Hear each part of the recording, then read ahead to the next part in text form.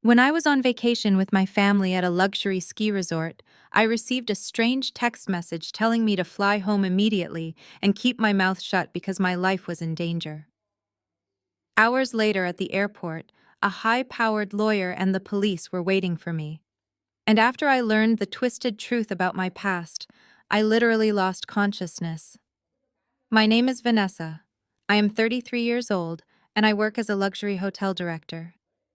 Before I continue this story, let me know where you are watching from in the comments below. Hit like and subscribe if you have ever had to escape a toxic family trap. The tension in the private dining room at the Aspen Resort was thick enough to choke on. Outside the floor-to-ceiling windows, snow was falling silently over the mountains, painting a picture-perfect winter scene that completely contradicted the hostility at our table. We were supposed to be celebrating my mother Catherine's 60th birthday. Instead, I found myself cornered. My wealthy stepfather Richard sat at the head of the mahogany table swirling an expensive glass of red wine. Beside him, my mother was practically vibrating with nervous energy. Between the crystal water glasses and the untouched appetizers, they slid a thick legal document across the table toward me. "Sign this," Vanessa Richard said. His voice carried that familiar authoritative tone that brokered no arguments. "It is just a routine family trust restructuring agreement. My lawyers need it finalized by the end of the business day." I stared at the thick stack of papers. The legal jargon was dense and intimidating. As a hotel director who handled massive corporate contracts daily, my professional instincts immediately went on high alert. You do not just sign a 30-page financial document during a birthday dinner without reading it first. I reached for the document, intending to skim the contents, but my mother's hand shot out, her manicured fingers pressing down on the pages. "Do not be difficult, Vanessa," Catherine snapped, her pleasant facade cracking to reveal the coldness underneath. "We are trying to have a nice family vacation. Richard has generously decided to reorganize the estate to ensure everyone is taken care of. The least you can do is cooperate for once." Before I could formulate a response, my half-sister Brittany let out a loud, dramatic sigh from across the table. At 28 years old, Brittany was the undisputed golden child of the family. While I had worked 60-hour weeks to climb the corporate ladder and build a successful career in hospitality, Brittany spent her days shopping on Richard's limitless credit cards and posting pictures from luxury yachts. "Just sign the paper, Vanessa," Brittany mocked, rolling her eyes. "It is not like you understand financial portfolios anyway. You are lucky Richard even keeps you around after your real dad threw you away at boarding school like garbage." Her words hit me like a physical blow, striking the exact core of my deepest trauma.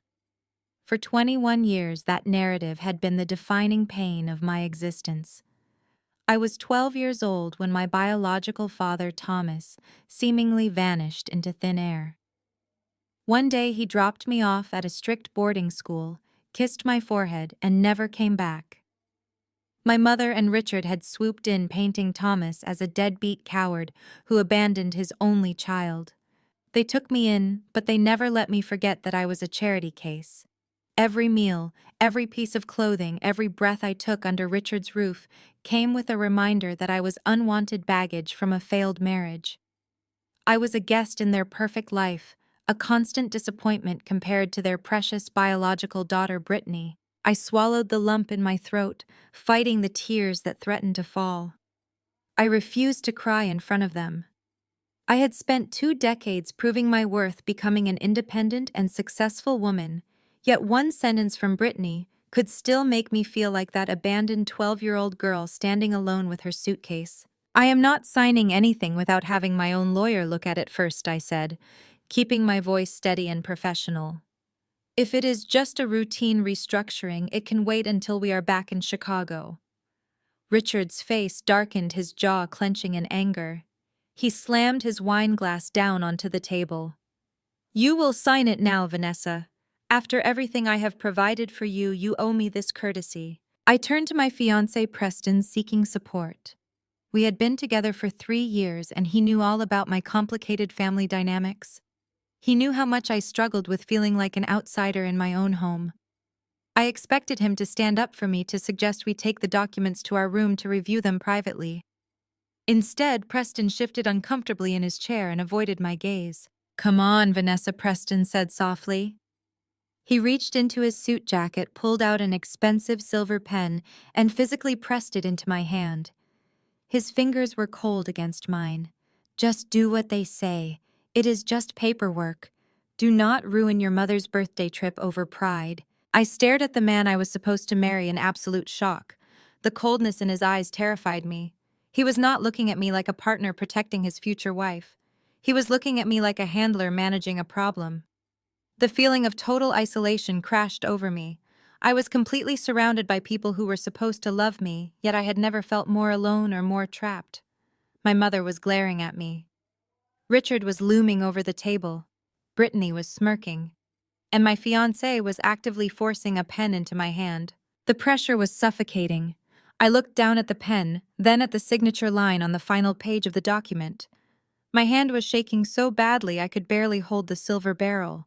Just as I lowered the pen toward the paper, feeling defeated and cornered, my phone buzzed violently in my lap, where I had hidden it under my napkin. It was a continuous, urgent buzzing. I glanced down, expecting a work emergency from the hotel. Instead, my screen illuminated with a text message from an unknown number. The words were written in all capital letters. "Fly home immediately. Do not say anything to your parents. Your life is in danger." Signed, Caldwell. I froze. My breath hitched in my chest. Caldwell. The name echoed in my mind. Why did that name sound so familiar? Then it hit me. Caldwell was the name of the elite corporate attorney my biological father used to mention when I was a little girl. But that was over 2 decades ago. Why would someone using that name be contacting me now, telling me my life was in danger? I looked up from my phone. Richard was watching me like a hawk waiting for its prey. Preston's hand was still hovering near mine, ready to guide the pen. The air in the room suddenly felt poisonous. My survival instincts, honed by years of walking on eggshells around these people, kicked into overdrive. I knew with absolute certainty that signing that document would destroy me. I dropped the pen. It clattered loudly against the crystal water glass. I clutched my stomach and let out a dramatic groan, squeezing my eyes shut. "Oh my God," I gasped, forcing a convincing look of agony onto my face. "The oysters. I think I'm going to be sick." Before any of them could react, I shoved my chair back violently. It scraped against the hardwood floor. I covered my mouth with my hand and sprinted toward the private dining room doors. "Vanessa, get back here!" Richard shouted, his voice echoing in the hallway. I ignored him. I ran past the startled waitstaff and bolted straight for the ladies' room, locking myself inside a stall. I waited there for 5 agonizing minutes, my heart hammering against my ribs like a trapped bird. I listened for footsteps, fully expecting Preston or my mother to come dragging me back to the table. When the hallway remained quiet, I slipped out of the bathroom and bypassed the dining area entirely. I took the service elevator up to my suite. My hands were shaking so severely I could barely get the keycard into the slot. Once inside, I did not bother packing my clothes or my expensive ski gear. I grabbed my purse, my laptop, my passport, and my most essential documents, shoving them into a single carry-on bag. I left my engagement ring sitting perfectly centered on the bathroom counter. I did not know what Preston's role in this was, but I knew I could not trust him. I bypassed the main lobby, entirely sneaking out through the resort's rear service exit, used by the housekeeping staff. The freezing Aspen night air hit my lungs like shards of glass, but the cold gave me clarity. I hailed a passing taxi on the main road and ordered the driver to take me straight to the airport. I booked the very last seat on a red-eye flight to Chicago right there in the back of the cab. As the plane finally lifted off the snowy runway, climbing into the dark sky, I stared out the window at the shrinking mountain town below. I had no idea what was waiting for me in Chicago. I did not know who Caldwell was or why my life was supposedly in danger. But as I clutched my bag to my chest in the dim cabin light, I knew one thing for certain. The people I called family were hiding something massive, and my life as I knew it was officially over. The red-eye flight felt like an absolute eternity. I sat huddled in my cramped window seat, jumping at every chime of the seatbelt sign and every shift in cabin pressure. I kept expecting Richard to somehow board the plane mid-air, or for Preston to suddenly appear in the aisle with that cold, calculating look in his eyes. My mind spun in endless, exhausting circles. Who was Caldwell? What exactly was that massive document I had almost been forced to sign? Why was my life in danger? I sipped lukewarm coffee and stared at the dark clouds outside, clutching my single carry-on bag against my chest like a shield. I thought about Preston pressing that silver pen into my hand. The man who had promised to protect me, who had slept beside me for 3 years, was actively conspiring to corner me. My chest tightened with a betrayal so deep it made it physically hard to breathe. When the plane finally broke through the heavy cloud cover and the sprawling grid of Chicago city lights came into view, my physical exhaustion was entirely overshadowed by pure adrenaline-fueled paranoia. We touched down at O'Hare International Airport just as the early morning light began to bleed across the horizon. I unbuckled my seatbelt with trembling hands. I was back on my home turf, but I had never felt more like a hunted animal. I shuffled down the narrow aisle of the aircraft, keeping my head lowered and my face hidden behind my hair. I half expected my mother's private security team to be waiting at the baggage claim, ready to drag me back. I stepped out of the jet bridge and into the brightly lit terminal. The moment my boots hit the carpet, a tall man in a tailored charcoal suit stepped directly into my path. He was older, perhaps in his late 60s, with sharp gray eyes that missed absolutely nothing. He did not look like a typical family lawyer. He carried the intense, calculated energy of a man who spent his life dismantling corporate empires. Flanking him on either side were two massive uniformed Chicago police officers. Their hands rested near their belts, and they scanned the groggy passengers flowing past us with intense tactical scrutiny. My heart leaped into my throat. I instinctively took a step back, my muscles tensing, ready to bolt back down the jet bridge. "Vanessa," the man said. His voice was calm, deep, and projected an overwhelming sense of authority. "Do not run. You are safe now. I am Arthur Caldwell."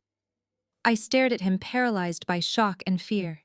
The police officers stood at ease but kept themselves positioned between me and the main terminal. "You sent the text," I managed to whisper, my voice cracking from disuse and anxiety. "I did." Caldwell nodded gravely.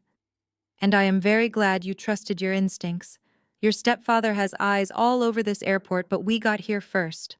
We need to move quickly before his people realize you boarded that flight out of Aspen." Before I could ask a single question, Caldwell reached out his hand.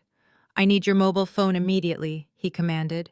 "Richard has military-grade tracking software embedded in your family data plan. If that device is powered on, he knows your exact geographic coordinates down to the square foot." I reached into my coat pocket, my fingers brushing against the cold glass of my screen. I pulled it out. The display lit up brightly. It was flooded with notifications. 30 missed calls, 50 text messages. Preston, Richard, my mother, Brittany.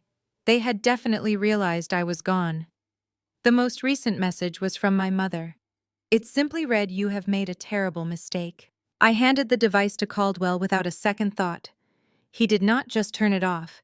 He pulled a specialized metallic pouch from his inner jacket pocket, dropped my phone inside, and sealed it tight. "A Faraday bag," he explained briskly.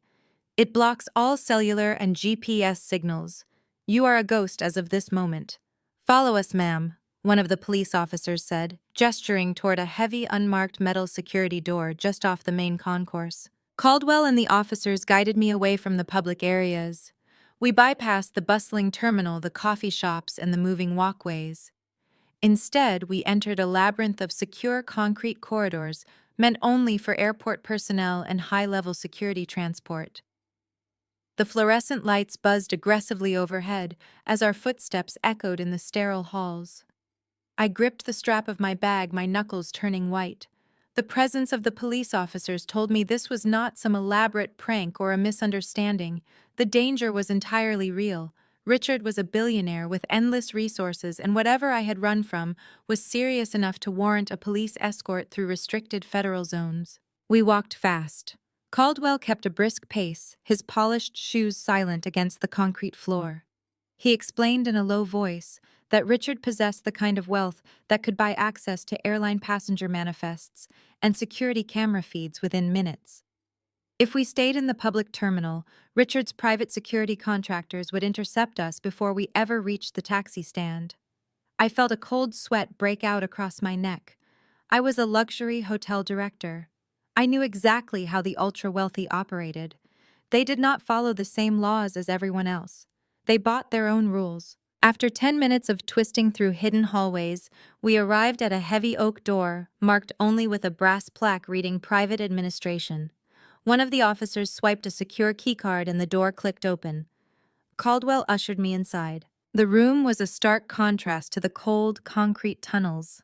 It was a private, soundproof VIP lounge outfitted with plush leather armchairs, sound-absorbing acoustic wall panels, and a large mahogany conference table. The heavy door shut behind us with a solid, echoing thud, locking automatically. The officers remained stationed outside in the hallway, standing guard. Caldwell walked over to the conference table and gestured for me to sit.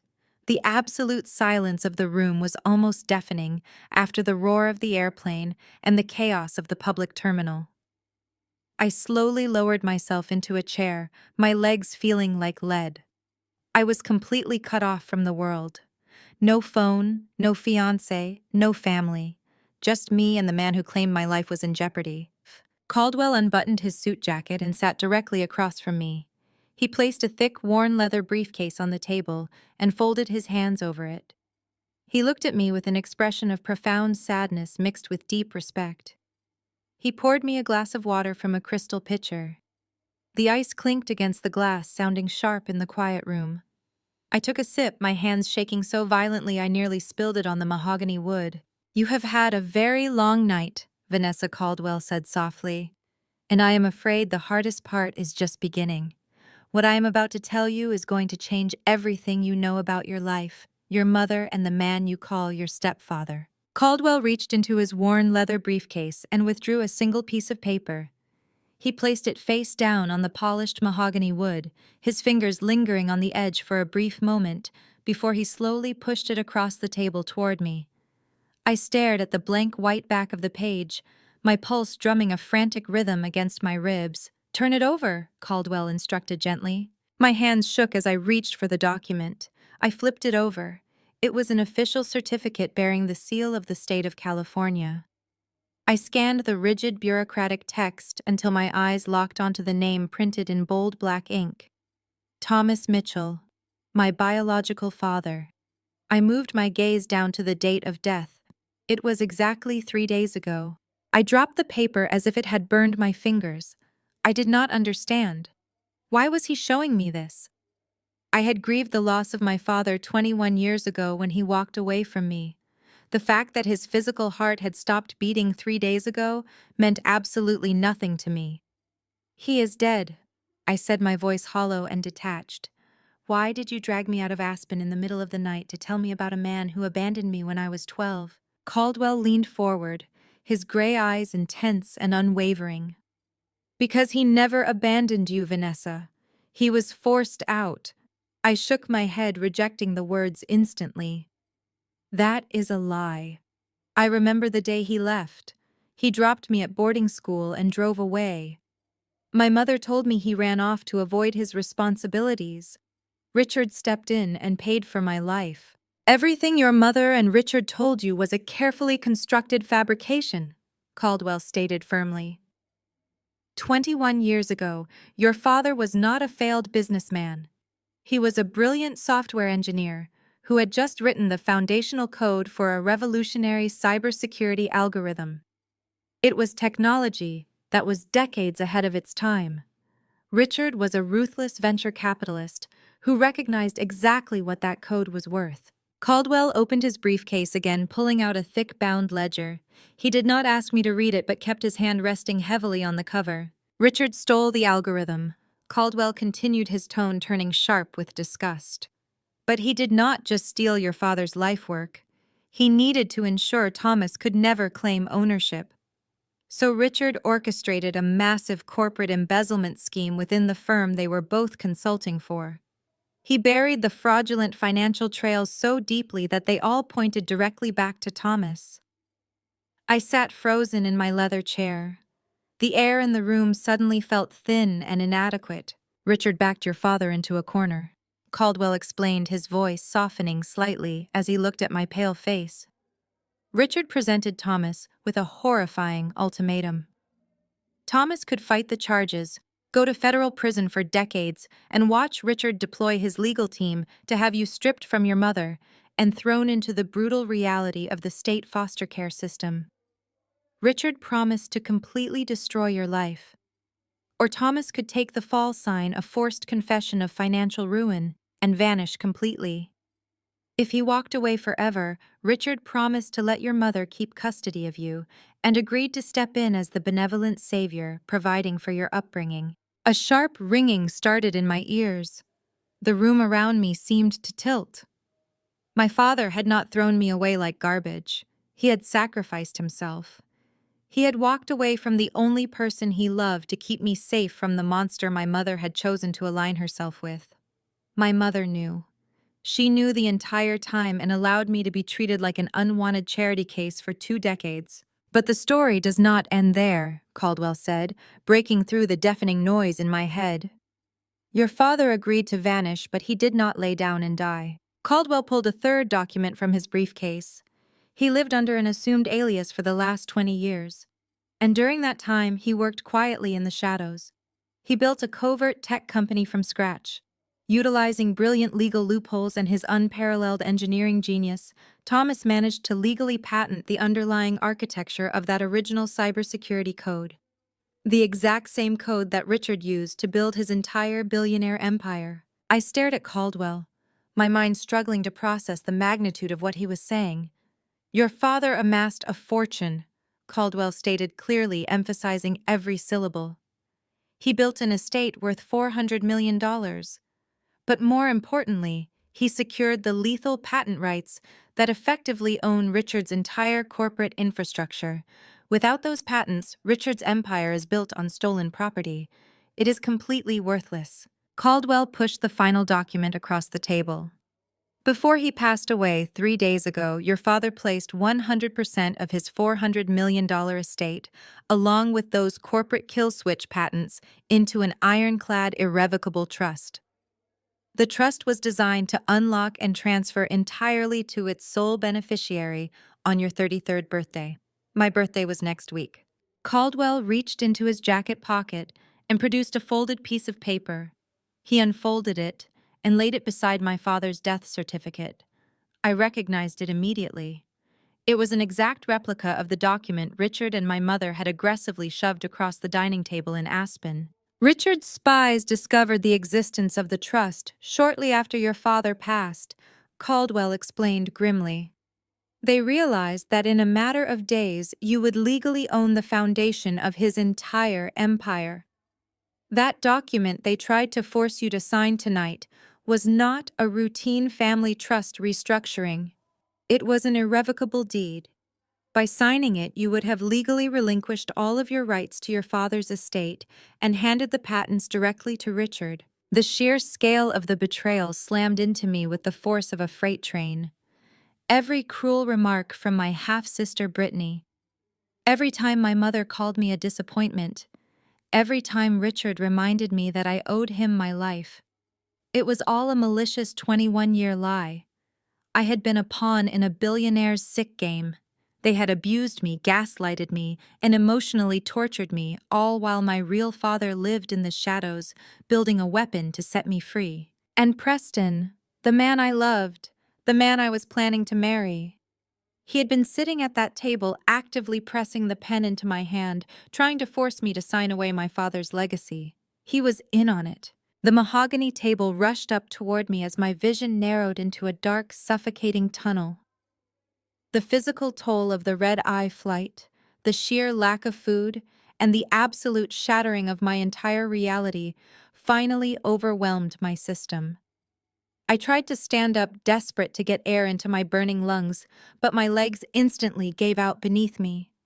I heard Caldwell shout my name, the sound distant and distorted as the floor rose up to meet me, and the world went completely black. I swam back to consciousness through a thick haze of clinical white light and the steady, rhythmic beeping of a heart monitor. The smell of sterile alcohol hit my nose before I even opened my eyes.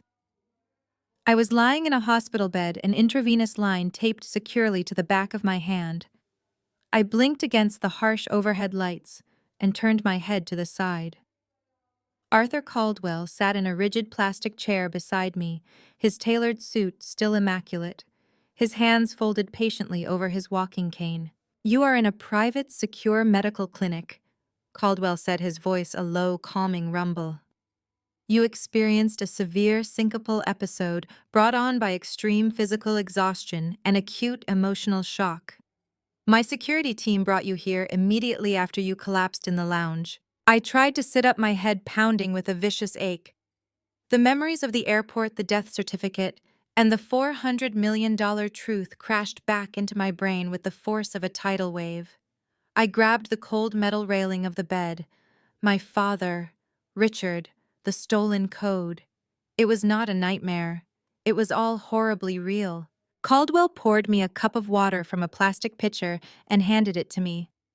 "Drink this slowly, Vanessa. We have a very narrow window of time, and I need your mind completely clear." I took a sip, the cold water soothing my dry throat. "What do we do now?" I asked, my voice raspy and weak. "We strike back," Caldwell stated simply. "But we do it with absolute precision. Right now, my legal team is preparing the federal injunctions required to freeze Richard's primary corporate accounts and seize his assets based on the stolen patents. But the federal courts move at their own pace. It will take exactly 24 hours to get a federal judge to sign the emergency orders and legally lock Richard out of his own empire.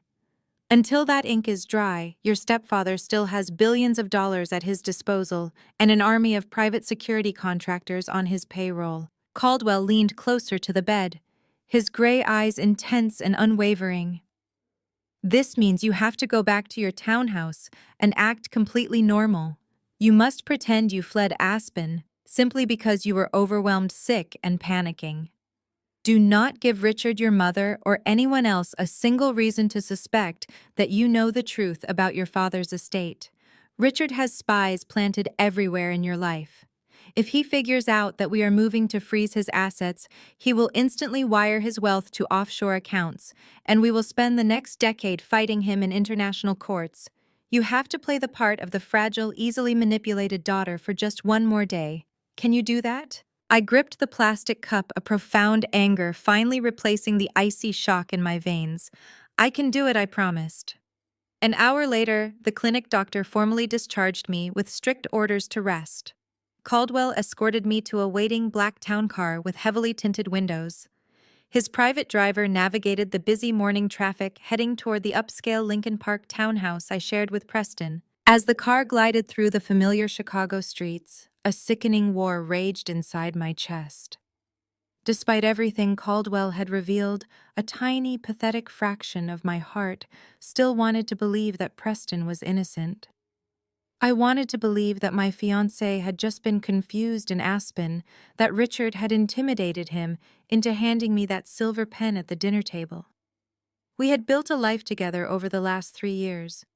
We had picked out the paint colors for the townhouse. We had planned a future.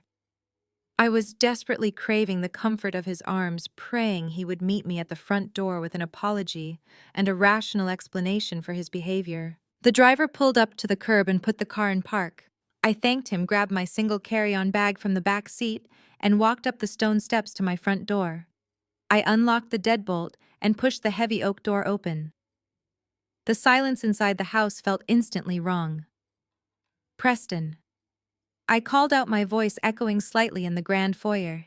There was no answer. I stepped further into the hallway and stopped dead in my tracks. The living room was a complete disaster zone. The custom sofa cushions were thrown onto the hardwood floor. Books were pulled from the built-in shelves, their pages splayed open and crumpled. The decorative vases on the fireplace mantel had been shoved recklessly aside. My initial instinct was blind panic. I assumed we had been robbed. I assumed someone had broken into the house while we were in Colorado. Then I heard a loud, violent crash coming from the second floor. It came directly from my private home office. I dropped my overnight bag at the bottom of the staircase and crept up the carpeted steps, making absolutely no noise. My heart hammered against my ribs like a jackhammer. If there was a dangerous intruder in the house, I needed to call the police immediately. I reached the second floor landing and held my breath, slowly peering around the doorframe of my office. It was not a burglar. Preston was standing in the middle of the room. He was still wearing the expensive cashmere sweater he had worn to the birthday dinner in Aspen. His face was flushed with frantic, panicked energy. He had completely ripped apart my metal filing cabinets. Years of my personal tax returns, bank statements, and hotel employment contracts were scattered across the expensive Persian rug like pieces of trash. I watched in absolute horror as he aggressively yanked the bottom drawer of my desk off its metal tracks, dumping the contents onto the floor with a loud clatter. He kicked aside my personal stationery and grabbed a stack of unopened mail, tearing through the envelopes with ruthless, frantic speed. He was not looking for valuables or cash. He was looking for legal documents. My gaze shifted to my desktop computer sitting on the glass desk. Preston had plugged his own heavy-duty laptop directly into my hard drive tower with a thick black data cable. Lines of complex code were rapidly scrolling across his screen. He was running a bypass software program to break through my passwords and download the contents of my personal hard drive. Caldwell's warning echoed violently in my head. Richard has spies planted everywhere in your life. Preston was not a confused fiancé caught in the crossfire. He was a paid operative. He was actively hacking my computer and destroying my home to find the legal trust documents Caldwell had mentioned. The illusion of my loving relationship shattered into a million jagged pieces, leaving nothing but cold, brutal reality in its wake. I stood in the doorway watching the progress bar on his laptop inching across the screen. 50%, 60%. He was stealing my life. I cleared my throat. The sound was softer than a whisper, but in the dead silence of the ransacked office, it might as well have been a gunshot. Preston spun around so fast, his elbow knocked a stack of files off the desk. They scattered across the floor, joining the sea of paper he had already created. For a split second, I saw genuine, unadulterated panic flash across his handsome face. He froze like a deer caught in headlights, his eyes darting from my face to the hacking software on his screen, then back to me. "Vanessa," he stammered, his voice pitching up an octave. "You are home early. I thought you were staying in Aspen for the rest of the week. I came back because we had a break-in. Someone broke into the house while we were gone. I was just trying to secure your computer and make sure your files were safe." It was a pathetic, insulting lie. The front door had been locked. The alarm system had been disarmed using his specific keypad code, which sent an alert to my phone an hour ago. I did not scream. I did not cry. I simply reached into my pocket, my fingers wrapping around the cold, hard casing of my phone. I hit the record button, keeping the device concealed deep within my heavy winter coat. "A break-in," I repeated. My voice was completely devoid of emotion. It sounded like it belonged to a stranger. A burglar who ignores the expensive electronics downstairs and specifically decides to run a decryption program on my personal hard drive to find legal mail from Arthur Caldwell. Preston's mouth snapped shut. The panicked, innocent boyfriend act vanished instantly. I watched the transformation happen in real time. His shoulders dropped. The nervous tension left his body, replaced by a cold, arrogant posture I had never seen before. The man I had shared a bed with for 3 years evaporated into thin air, and a corporate mercenary took his place. He reached out and casually tapped the keyboard, pausing the data transfer. He did not look ashamed. He looked annoyed. "So you know about Caldwell?" Preston said, leaning back against my glass desk and crossing his arms. "I suppose that explains why you pulled that ridiculous stunt with the oysters and bolted from the resort. Richard warned me you might do something erratic, but I honestly did not think you had the nerve to run." Hearing him say Richard's name with such casual familiarity made my stomach churn. The pieces were locking into place, forming a picture so ugly I could barely comprehend it. "How long?" Preston, I asked, keeping my tone dead flat. How long have you been on my stepfather's payroll? Preston let out a short, humorless laugh. Since the beginning, or close enough to it. You remember when we first met at that charity gala? You thought it was serendipity that we reached for the same glass of champagne. It was not. Richard's security team flagged me a month prior. They did a deep dive into my finances. They found out I was drowning in $250,000 of law school debt. I was barely keeping my head above water working 80-hour weeks just to make the interest payments. He pushed off the desk and began pacing the room, stepping on my personal documents without a second thought. Richard approached me with a very simple business proposition. He offered to pay off my entire student loan balance, every single penny, free and clear. In exchange, I just had to date you. I had to move in with you, keep an eye on your emails, monitor your schedule, and make sure you did not get close to any outside legal counsel. It was the easiest contract I ever signed. I felt a sickening wave of nausea crash over me, but I locked my knees and stood my ground. My entire relationship, every kiss, every anniversary dinner, every late-night conversation about our future was a paid transaction. He had been a spy sleeping in my bed assigned to babysit me until my 33rd birthday arrived. And the document in Aspen I asked, staring at the man I had once loved. You were supposed to ensure I signed away my father's estate. That was the final deliverable of my contract. Preston confirmed, not a single trace of remorse in his voice. Richard knew the trust unlocked this week. He needed your signature to legally transfer those patents back to his holding company. I was supposed to keep you calm, play the supportive fiancé, and make sure you put ink on that paper. You were always so desperate for validation, Vanessa. We figured if I handed you the pen and told you to do it for family harmony, you would cave. You always cave. The cruelty in his words was deliberate. He was trying to break me down, trying to trigger the insecure abandoned girl my mother had spent 2 decades cultivating. But he did not realize that girl had died on a plane a few hours ago. You sold me out for student loans, I stated, letting the pathetic reality of his character hang in the heavy air. Preston sneered, his handsome features twisting into an ugly, contemptuous mask.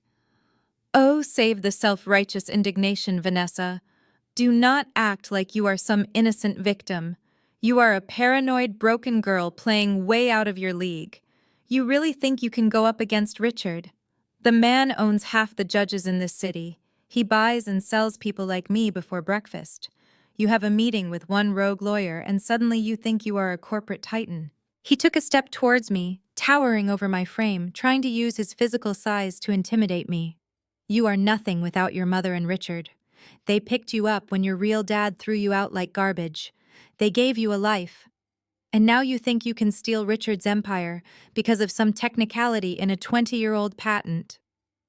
Richard will crush you, Vanessa.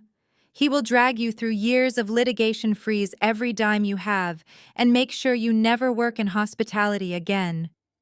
By the time he is done with you, you will be begging him to let you sign that document just so you can afford to eat. He was breathing heavily now, fueled by his own vicious monologue. He thought he was winning. He thought he had successfully terrified me back into submission. He waited for me to crumble to cry to beg him for an explanation, or apologize for questioning him. He expected the old Vanessa to surface, the one who apologized to keep the peace. Instead, I reached into my coat pocket. I pulled out my phone, tapped the screen, and hit stop on the recording application. The bright red timer halted at exactly 4 minutes and 12 seconds. I held the phone up, keeping my face completely stone-like. I did not blink. I did not shed a single tear. I want to thank you, Preston, I said, my voice carrying the absolute freezing authority of a luxury hotel director dealing with an unruly trespasser. I was actually worried I might not have enough direct evidence of Richard's corporate espionage and extortion tactics. But you just gave me a 4-minute crystal-clear audio recording detailing exactly how my stepfather bribed you to monitor my communications, sabotage my legal rights, and attempt to force my signature on a fraudulent document. This recording is going directly to a federal investigator. The color drained from Preston's face so fast he looked physically ill. The arrogant sneer vanished, replaced by sheer, unadulterated terror. He lunged toward me, reaching for the phone. Vanessa, give me that. I stepped back, swiftly slipping the phone deep into my inner coat pocket and holding up my hand in a sharp, commanding gesture. If you take one more step toward me, I will scream loudly enough that every neighbor on this block calls the police. And unlike you, I actually own this townhouse. Your name is not on the deed. Your name is not on the lease. You have no legal right to be here. Preston froze, his hands hovering in the air. He was trapped, and he knew it. The power dynamic in the room had just flipped with breathtaking speed. You have exactly 5 minutes, I stated, glancing down at my wristwatch. You have 5 minutes to go into the master bedroom, pack whatever fits into a single suitcase, and walk out my front door. If you are still inside my house when that 5 minutes is up, I am calling the Chicago police and pressing charges for trespassing, breaking and entering, and corporate espionage. And I guarantee you the authorities will love to hear this audio recording. Vanessa. Wait, please, Preston stammered, the panic completely overtaking his voice. Let us talk about this. You do not understand the pressure Richard put me under. He threatened my career. I can help you. I can testify against him in court. 4 minutes and 45 seconds, I replied, staring blankly at the wall behind his head. I refused to make eye contact with him. He was no longer a person to me. He was an obstacle I had just removed. Preston let out a frustrated, desperate curse. He turned and sprinted down the hallway toward the master bedroom. I listened to the frantic sounds of drawers slamming, hangers snapping, and clothes being shoved violently into a leather duffel bag. I stood perfectly still in my destroyed office, breathing in the cold air, feeling an immense, terrifying sense of power blooming in my chest. I was completely alone, but I was entirely in control. 4 minutes later, Preston emerged from the hallway, hauling his heavy duffel bag over his shoulder. He was sweating, his perfectly styled hair a mess. He stopped near the staircase, looking at me with a mixture of fear and pure hatred. You are making a massive mistake, Preston spat, gripping the strap of his bag. You think you won today, but you have no idea what is coming. Your parents will destroy you, Vanessa.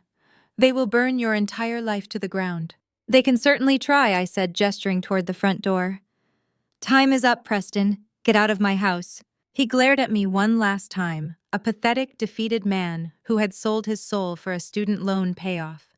He turned, marched heavily down the wooden stairs, and yanked the heavy front door open. He stepped out into the freezing Chicago morning and slammed the door shut behind him. The loud, booming noise echoed through the empty townhouse, but it did not make me flinch. I walked over to the security panel on the wall, deleted his access code, and engaged the heavy deadbolts. The spy was gone. It was time to prepare for the real war. I woke up the next morning after precisely 4 hours of sleep. I did not feel tired. I felt completely electrified. I showered, pulled my hair into a tight, severe bun, and put on my sharpest charcoal blazer. It was my armor. I was the director of one of the most prestigious luxury hotels in downtown Chicago, a position I had earned through grueling work and flawless composure. I grabbed my bag and headed out into the freezing city morning. Caldwell had instructed me to act completely normal until the federal injunction was signed by the judge. I just needed to maintain my daily routine for a few more hours. When I pushed through the polished brass revolving doors of the grand lobby, the familiar scent of fresh lilies and expensive citrus greeted me. The morning rush was in full swing. Bellhops were moving brass luggage carts, business executives were drinking espresso in the velvet armchairs, and the concierge desk was managing a steady line of guests. It was my domain. I knew every square inch of this building, and I commanded the respect of every employee in it. I took exactly 5 steps across the imported marble floor before I heard my name. Vanessa. Oh my God, Vanessa. The voice was shrill, desperate, and deliberately projected to carry across the massive lobby. I froze. I turned slowly toward the grand staircase. My mother, Catherine, was running toward me. She was wearing her expensive Aspen ski lodge attire, clearly having flown back on Richard's private jet the moment Preston alerted them to his failure. Close behind her was Richard, his face set in a mask of pure, barely contained fury. My mother threw her arms around me in a violent, suffocating hug. I stood perfectly rigid, keeping my hands firmly at my sides. She pulled back just enough to look at my face, but her voice remained at a theatrical volume. "We have been terrified," Catherine cried out, her eyes artificially wide and brimming with forced tears. "Why did you run away from the resort? You are completely delusional, sweetheart. You are sick. We are here to help you get the medical attention you desperately need." The bustling lobby ground to an absolute halt. Guests lowered their coffee cups. The front desk agent stopped typing. Everyone was staring at the perfectly groomed older woman weeping over the hotel director. My mother was putting on an Oscar-worthy performance, playing the role of the heartbroken, terrified parent to absolute perfection. But I knew exactly what she was doing. I saw the cold calculation behind her fake tears. I stepped back, forcing her to drop her hands from my shoulders. "Lower your voice, Catherine," I said, keeping my tone deadly calm and completely professional.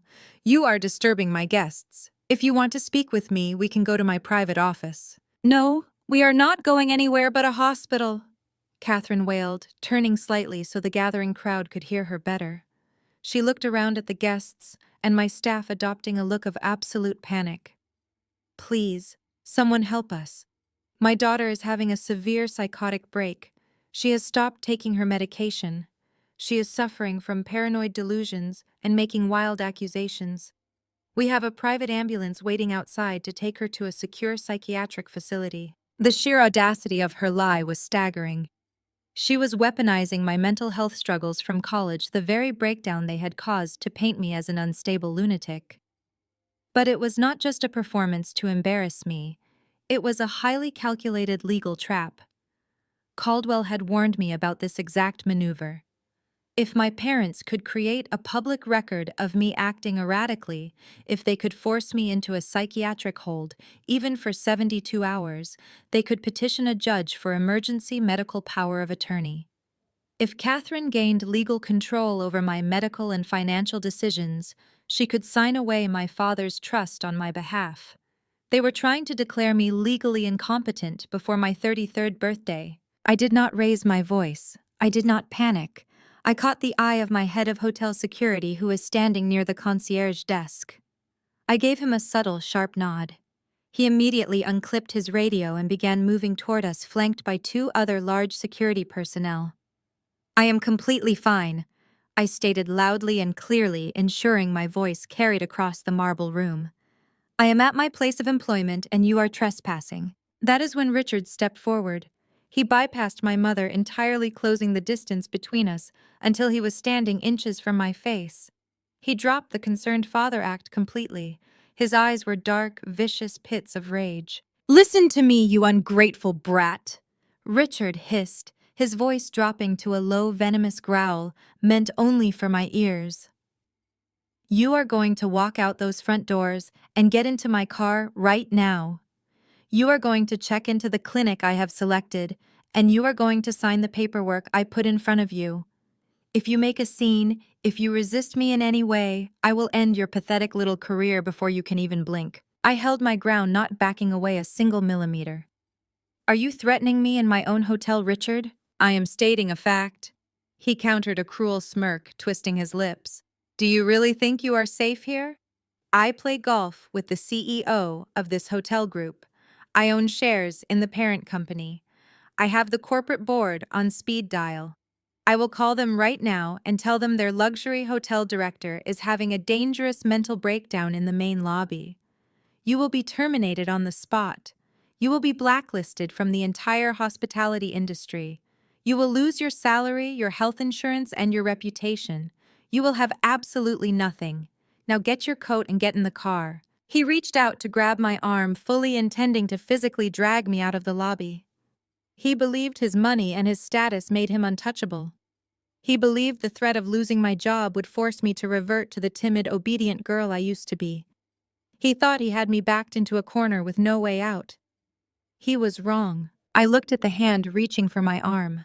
I looked at my mother, who had stopped her fake crying and was watching me with a smug, expectant expression. They thought they were holding all the cards. They had no idea that the deck had already been switched. Before his fingers could even graze the fabric of my coat, I raised my right hand in a sharp, decisive gesture. It was a silent signal I had perfected over years of managing high-profile security threats in the hospitality industry. Instantly, the heavy footsteps of my security team echoed across the marble floor. Davis, my lead of security. A towering man with a military background stepped directly between me and Richard. Two more guards flanked my sides, creating an impenetrable human wall. Richard recoiled, his hand dropping to his side. He stared at the security officers in pure disbelief. He was a man used to parting seas of people with a single glare, and he simply could not comprehend that a group of hotel employees was defying him. "Stand down," Richard barked, pointing a finger at Davis. "I am a major shareholder in this corporate group. I will have you all fired by noon if you do not step aside." Davis did not even blink. He looked straight ahead, his arms crossed over his chest. He took his orders from me, not from an arrogant guest having a tantrum. I stepped around Davis, moving deliberately into Richard's personal space. I invaded the bubble of authority he had used to intimidate me since I was 12 years old. I was no longer the frightened girl who hid in her room to avoid his temper. I was the director of this establishment, and he was trespassing on my property. "You are not calling anyone, Richard," I said. My voice was a low, dangerous whisper meant only for him and my mother.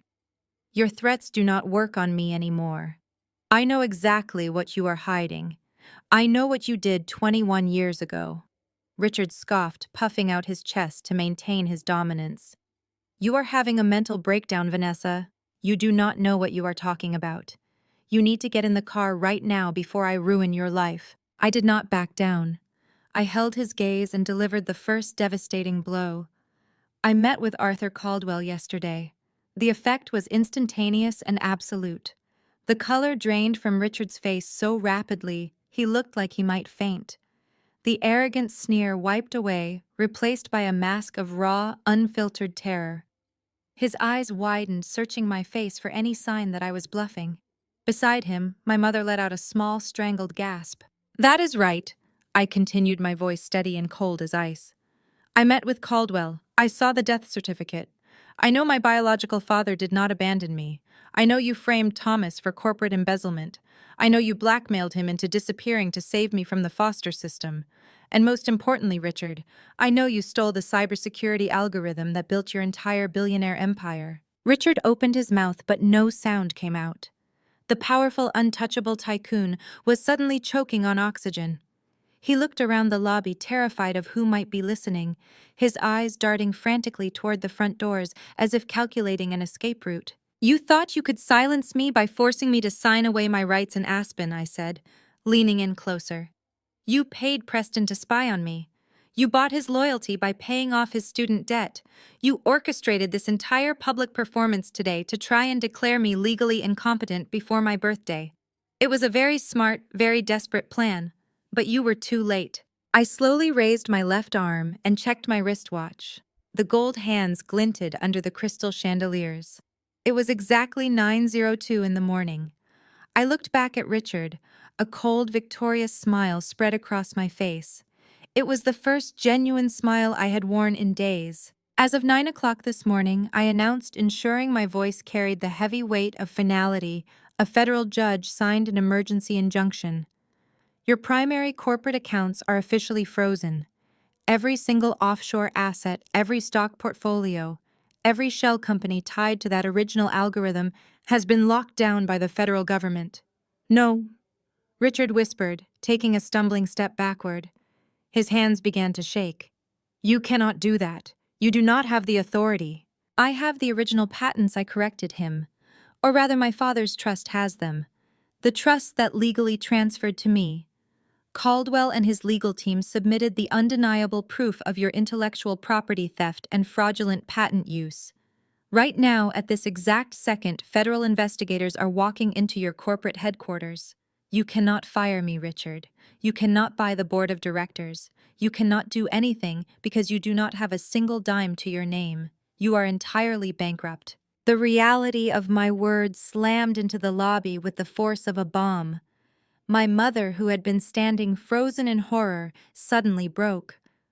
The realization that her endless wealth, her social status, and her perfect luxury life were completely gone shattered whatever fragile restraint she had left. "You ungrateful little witch!" Catherine screamed. Her voice tore through the elegant hotel lobby, echoing off the high ceilings. She lunged forward. Before my security team could react, her hand flew out and struck me hard across the left side of my face. The sharp, resounding crack of the slap silenced the entire room.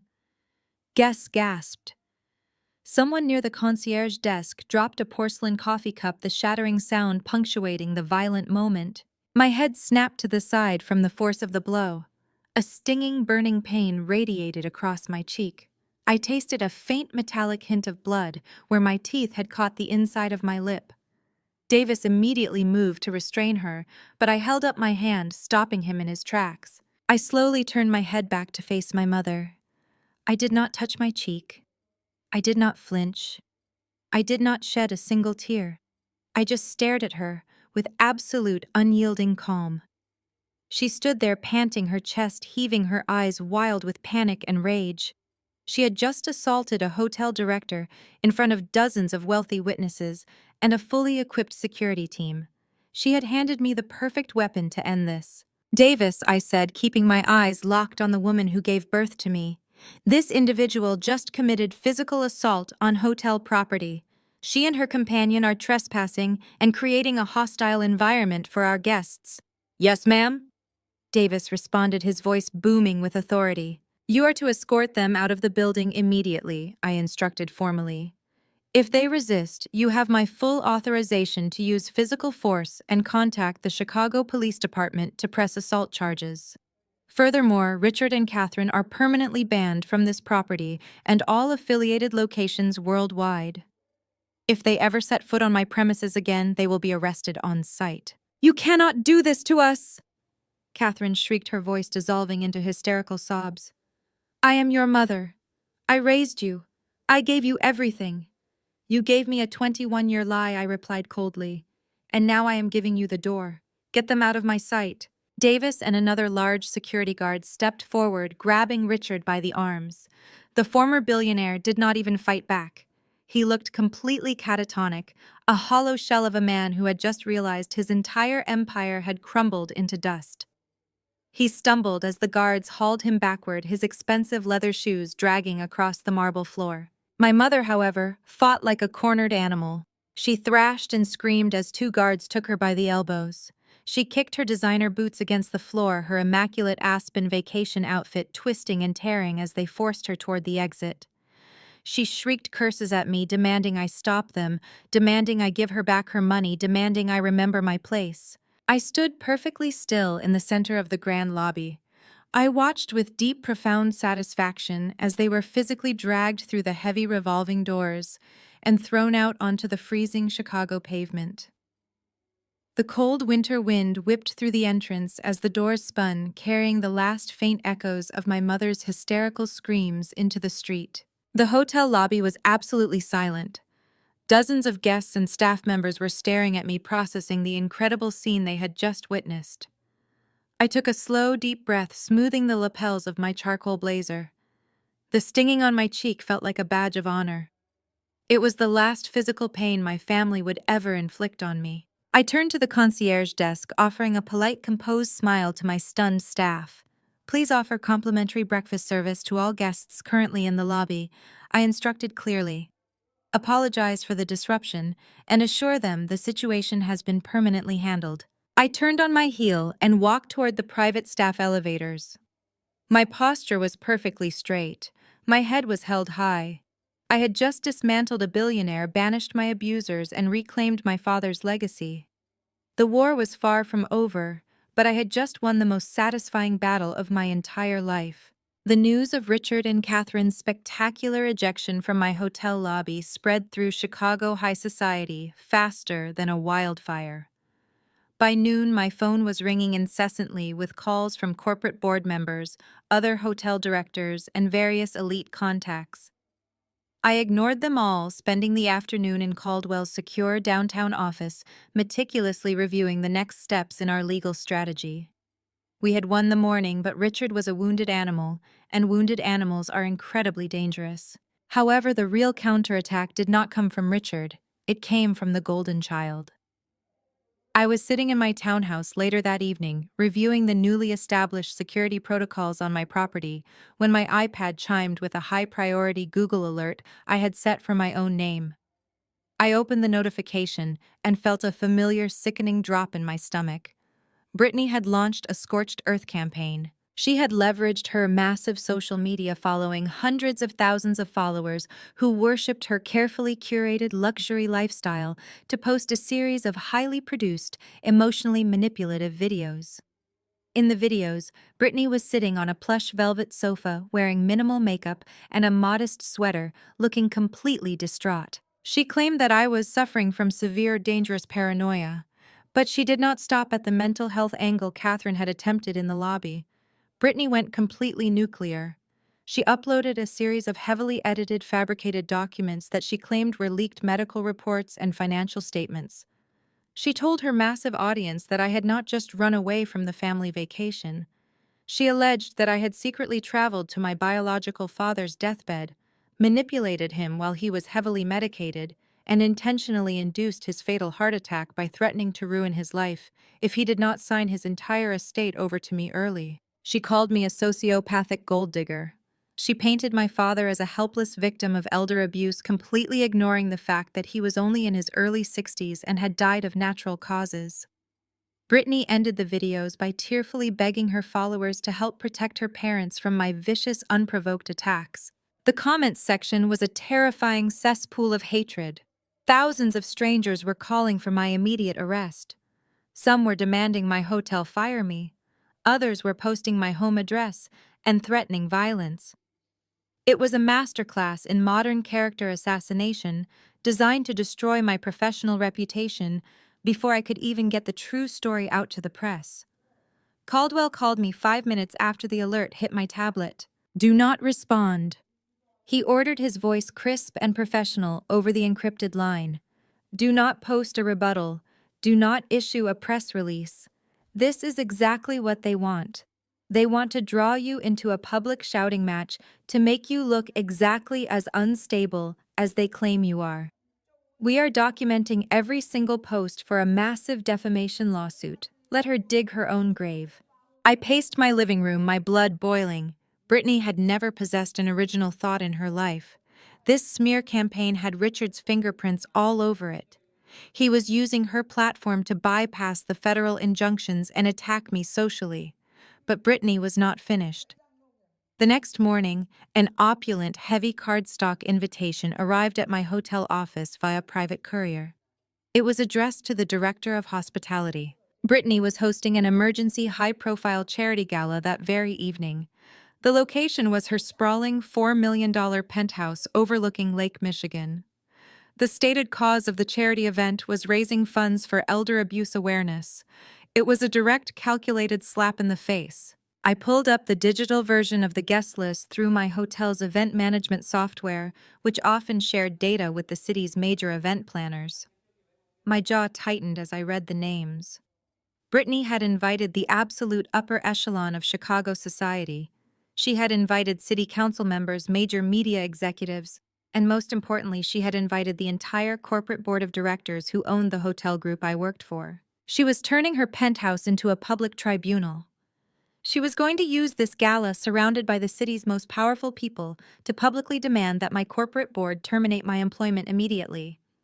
She was going to leverage the fake documents and her massive social following to force their hand, claiming that employing an elder abuser was a PR nightmare they could not afford.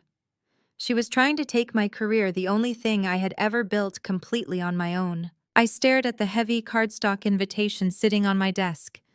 Richard and Catherine had tried to intimidate me with power. Preston had tried to break me with betrayal. Now Brittany was trying to destroy me with public humiliation. I picked up my secure phone and dialed Caldwell's direct line.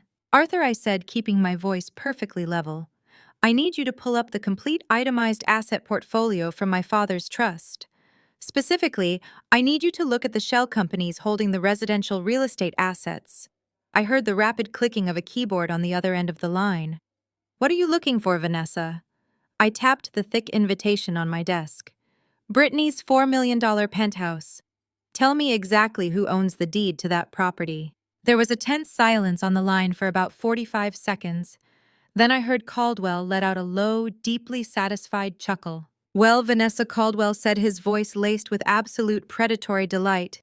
It appears Richard used a subsidiary LLC named Horizon Holdings to purchase that penthouse for your sister 3 years ago. The problem for Richard is that Horizon Holdings was originally funded entirely by the stolen patents from your father's cybersecurity firm. Therefore, according to the terms of the federal injunction and the structural transfer of the trust, Caldwell paused, letting the reality of the situation sink in. You own it, Caldwell confirmed. You hold the master deed to the penthouse. Brittany is legally just a tenant residing on your property. I looked out my office window at the sprawling Chicago skyline. A cold, fierce energy settled deep into my bones. Draft a formal ironclad eviction notice, Arthur Ware instructed. Have it signed by a federal marshal, and make sure it is printed on the heaviest legal paper you have. I am going to a charity gala tonight, and I plan to make a very generous donation. The drive down Lakeshore Drive was a blur of glittering city lights, reflecting off the dark, freezing waters of Lake Michigan. I sat in the back of the armored town car Caldwell had provided, smoothing the fabric of my gown. It was an emerald green silk masterpiece, an archival piece from a legendary designer secured that very afternoon using the first authorized wire transfer from my newly unlocked trust. For 21 years, my mother had forced me to wear Brittany's cast-offs and discount rack clearance items, ensuring I always looked like the poor relation standing next to her golden child. Tonight, draped in silk that cost more than a luxury vehicle, I was no longer the charity case.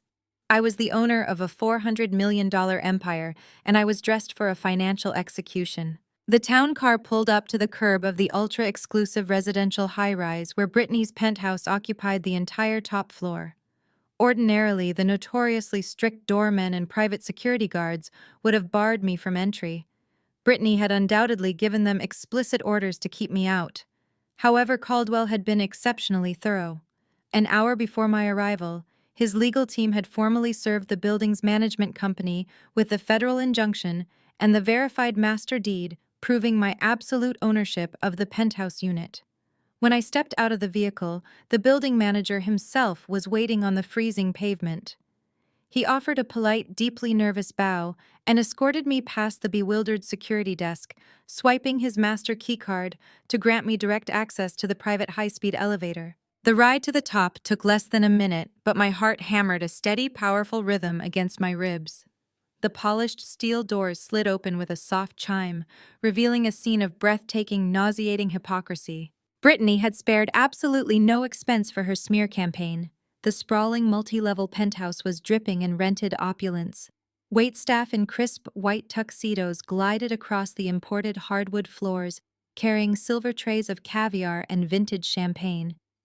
A classical string quartet played softly from a raised platform near the floor-to-ceiling windows. Towering ice sculptures caught the light of the crystal chandeliers. But the most grotesque detail was the massive, professionally printed banner draped across the main balcony railing. It read in elegant gold lettering, "Protecting our elders, a night of awareness." She was actually using our father's death, framing it as elder abuse to solicit donations and sympathy from Chicago's elite. I stepped out of the elevator and into the warm, perfumed air of the gala. I did not try to blend in. I stood tall, allowing the emerald silk of my gown to catch the brilliant overhead lighting. It took exactly 10 seconds for the first guest to notice me. A wealthy socialite standing near the coat check lowered her champagne flute, her eyes widening in recognition from Brittany's viral videos. She tapped her husband on the shoulder. He turned, stared, and immediately whispered to the couple next to him. The ripple effect was instantaneous and fascinating to watch. A wave of hushed, scandalized whispers swept across the massive living room. Guests parted like the Red Sea, taking physical steps backward as I walked slowly and deliberately into the center of the room. I scanned the faces of the attendees.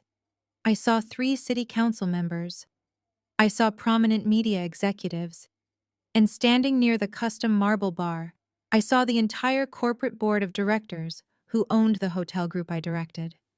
Brittany had gathered all the right people for her public tribunal. She had built the perfect stage. I was simply taking over the leading role. Brittany was holding court near a towering champagne fountain surrounded by a sycophantic group of influencers and wealthy heiresses. She was wearing a pure white designer gown, deliberately styling herself as the innocent, grieving victim. She was laughing at something a guest had said, tossing her blonde hair over her shoulder. Then she turned her head and saw the crowd parting. She saw me.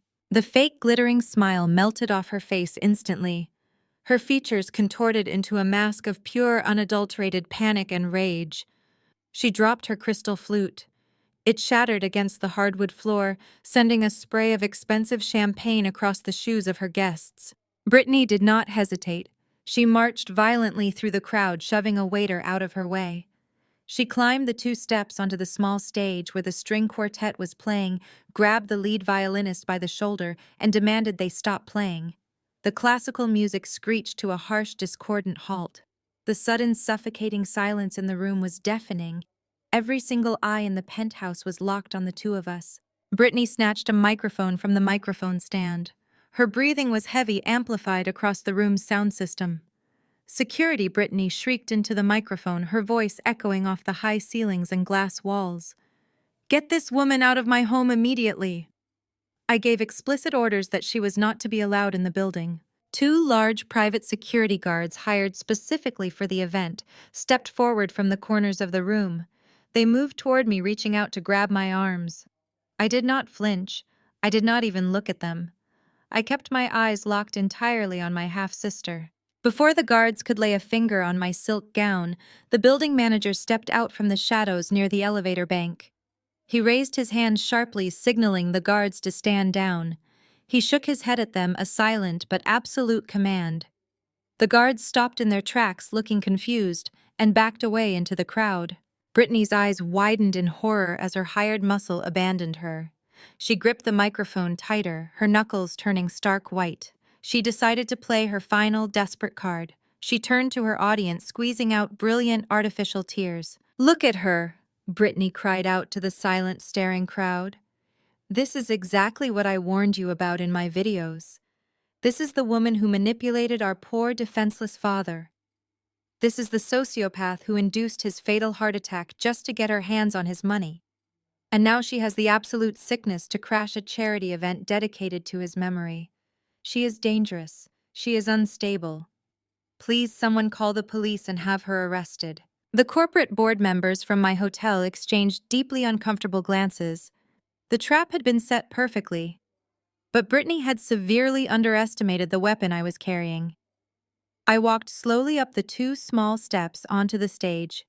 Brittany took a panicked step backward, nearly tripping over the microphone cord. I did not try to take the microphone from her hands. I did not need artificial amplification. I simply projected my voice clearly and coldly across the silent, captivated room. "You are right about one thing, Brittany," I announced, ensuring every single guest heard my words. "My father was manipulated and a massive fortune was stolen. But it was not by me. It was by your father. 21 years ago, Richard framed an innocent man, stole a revolutionary cybersecurity algorithm, and built a fraudulent empire on the back of my biological father's genius.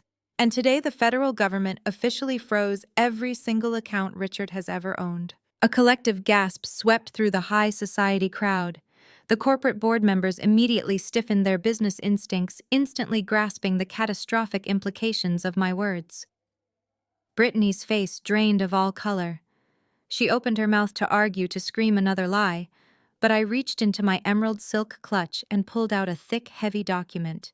It was printed on premium legal paper and bore the undeniable embossed seal of a federal marshal. I stepped directly into Brittany's personal space. I pressed the heavy document firmly against her chest until her trembling hands instinctively came up to grasp it. "Arthur Caldwell is a remarkably thorough attorney," I continued, my voice echoing in the dead, quiet room. "His forensic accountant spent all afternoon tracking the money Richard embezzled to fund his lavish lifestyle. They tracked the exact shell company, Horizon Holdings, that was used to purchase this $4 million penthouse 3 years ago. The problem for you, Brittany, is that Horizon Holdings was funded entirely by my father's stolen patents. Therefore, under the terms of the federal injunction and my father's irrevocable trust, Horizon Holdings belongs exclusively to me. I took a deliberate step back, allowing the devastating reality to wash over her. I own this penthouse. I stated my words, striking her like physical blows. I hold the master deed. You are not a wealthy heiress hosting a charity gala in her luxury home. You are a trespasser standing in my living room. That document in your hands is a formal, federally mandated eviction notice. Brittany stared down at the legal papers in her hands, her eyes scanning the bold black ink and the federal seals. Her mouth opened and closed silently. The illusion she had spent her entire life cultivating was completely obliterated in front of the most powerful people in Chicago. She was fully exposed. She had no money, no property, and no power. I turned to face the crowd of elite guests. I locked eyes specifically with the corporate board members of my hotel group. You were invited here tonight under false pretenses, I addressed the room. You were brought here to participate in a malicious smear campaign designed to cover up one of the largest corporate frauds in this city's history. Richard and Catherine are currently under federal investigation.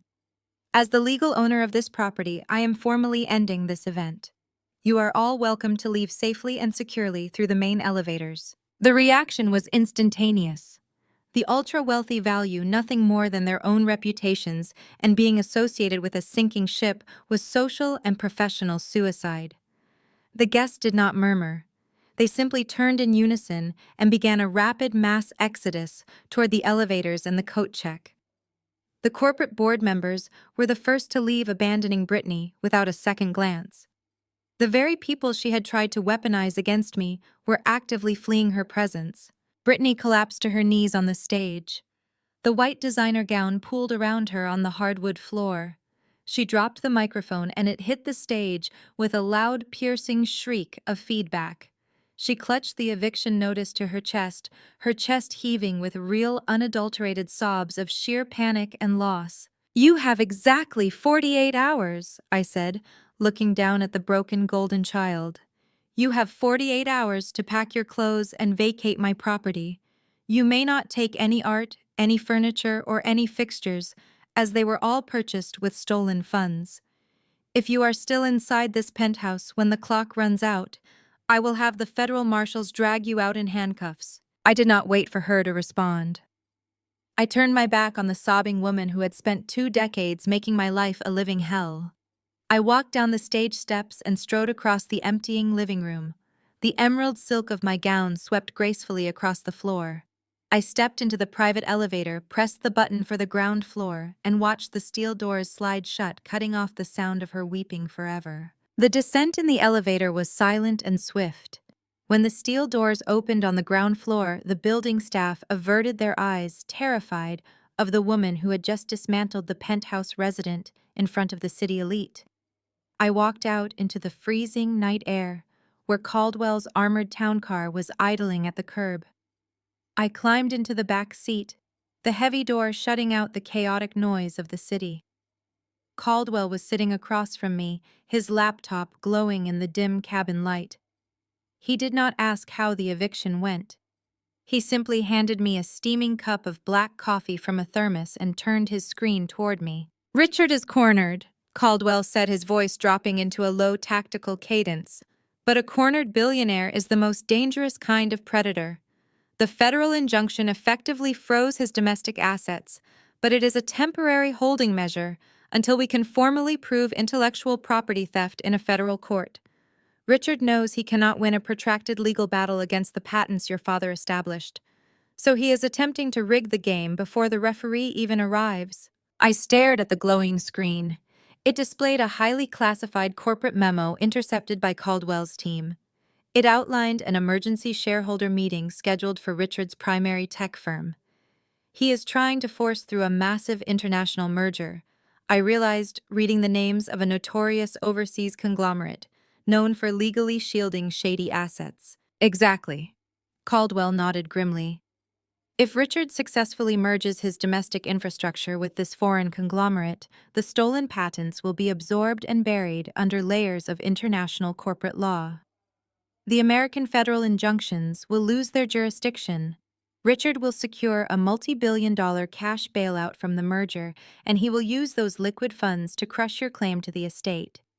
He has scheduled an emergency shareholder vote for Thursday morning to push the merger through under the guise of an unprecedented acquisition deal. We had less than 48 hours to stop him.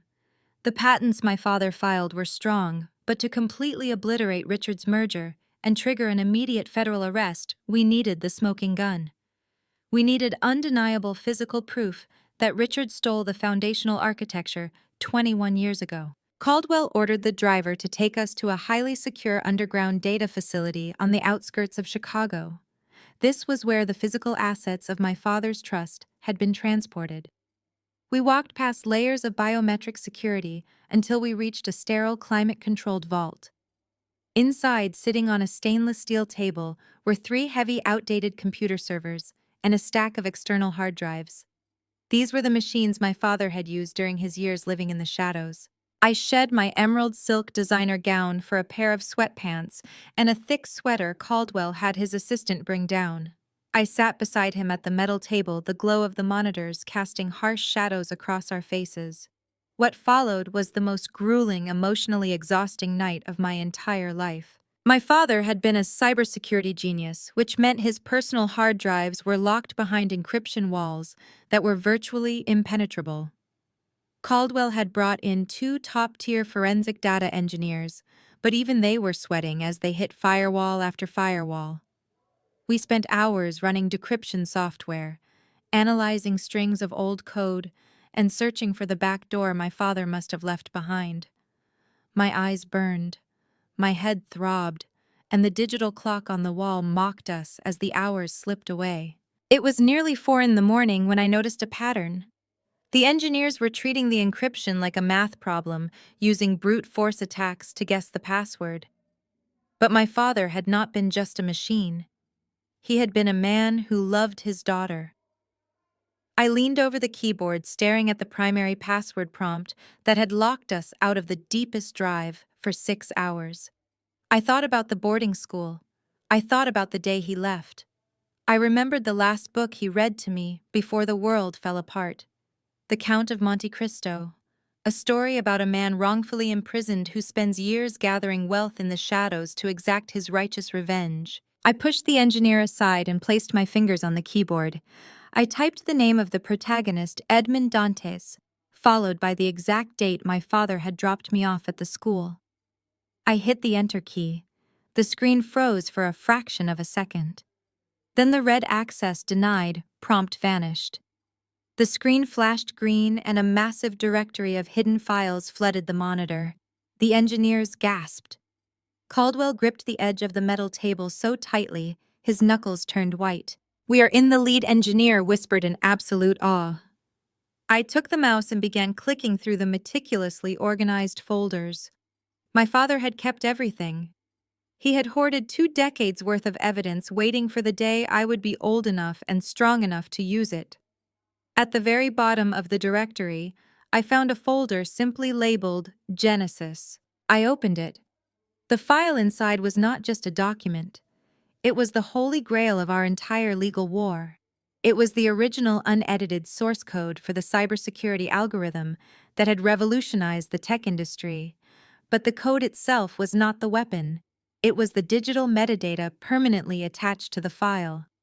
"Look at the timestamps," Caldwell said, his voice trembling with a mixture of triumph and vindication. I pointed to the top corner of the screen. The creation date of the core architecture was clearly stamped. It was dated 6 entire months before Richard ever registered his company. Furthermore, the file contained a digital signature log. It showed exactly when the file had been copied and transferred. It showed Richard's old corporate login credential accessing the system at 2 in the morning on a Sunday, stealing the data package and altering the authorship tags.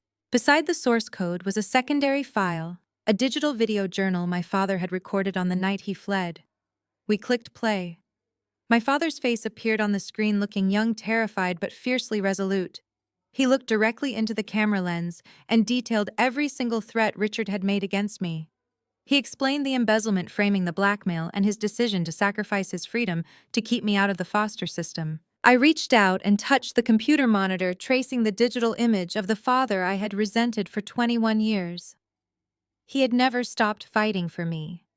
He had spent his entire life building this exact moment, forging the sword I would use to strike down the man who ruined our family. Caldwell quickly began copying the files onto heavily encrypted federal-grade flash drives. "We have him," Vanessa Caldwell stated, his eyes shining with ruthless intent. "We have the absolute proof of the theft, the blackmail, and the fraud. Richard's merger is dead on arrival." I stood up from the metal table, rolling my stiff shoulders. The exhaustion had completely vanished, replaced by a lethal, razor-sharp focus. Richard thought he could outrun his past by merging his stolen empire with a foreign conglomerate. He thought he could hide behind international borders and emergency shareholder votes. He was about to find out that the daughter he threw away had just deciphered the one code he could never break.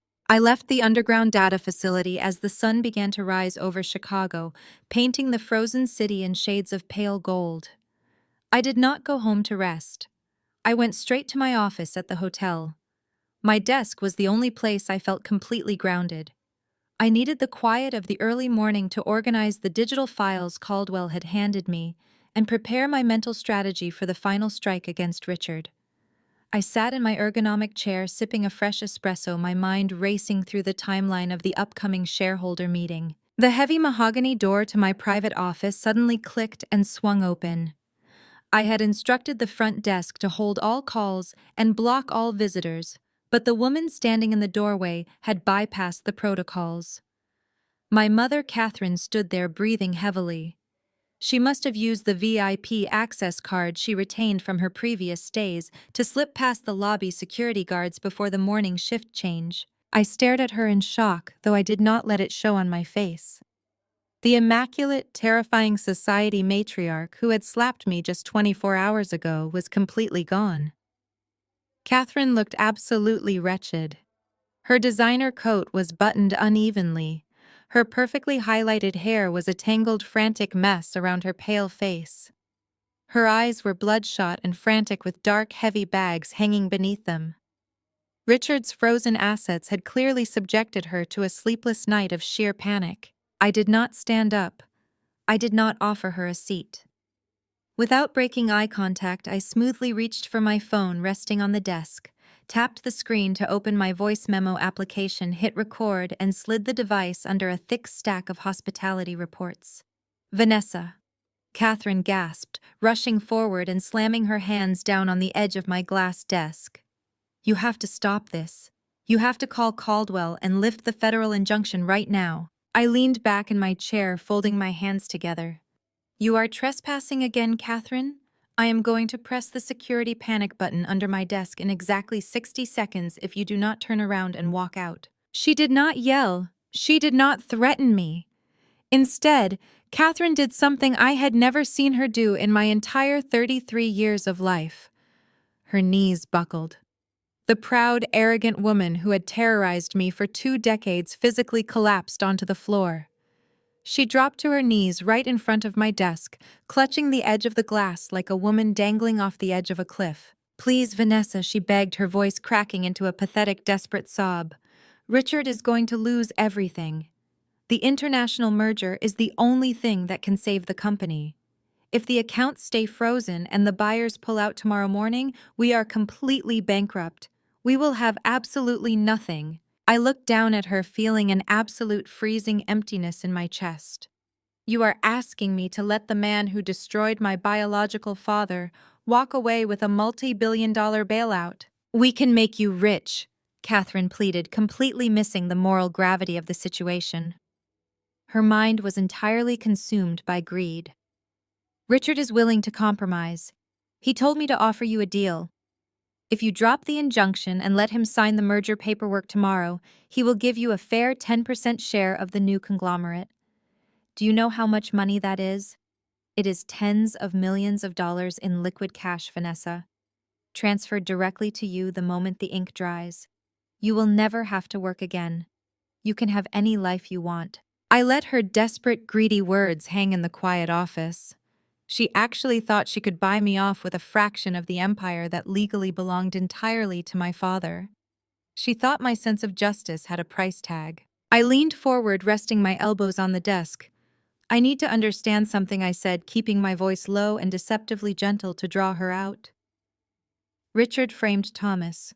He stole the algorithm and threatened to throw me into the foster system. Why should I ever trust a deal from a man who destroyed an innocent person? Catherine shook her head frantically, tears spilling down her ruined makeup. You do not understand how it was back then. Thomas was obsessed with his code. He spent all his time staring at a computer screen talking about how his algorithms were going to change the world, but he did not care about monetizing it. He did not care about giving us a proper life. We were living in a cramped apartment, scraping by while he sat on a gold mine he refused to sell. So you knew, I asked, my voice slicing through her pathetic justifications. You knew Thomas was completely innocent of the embezzlement charges. You knew Richard stole the code and framed him. Catherine let out a loud, ragged sob, clutching the edge of my desk tighter. Yes, she cried out, her voice echoing in the office. Yes, I knew he was innocent. I watched Richard plant the financial records. I watched him set the trap. But Richard promised me the world, Vanessa. He offered me millions, mansions, status, everything I had ever dreamed of.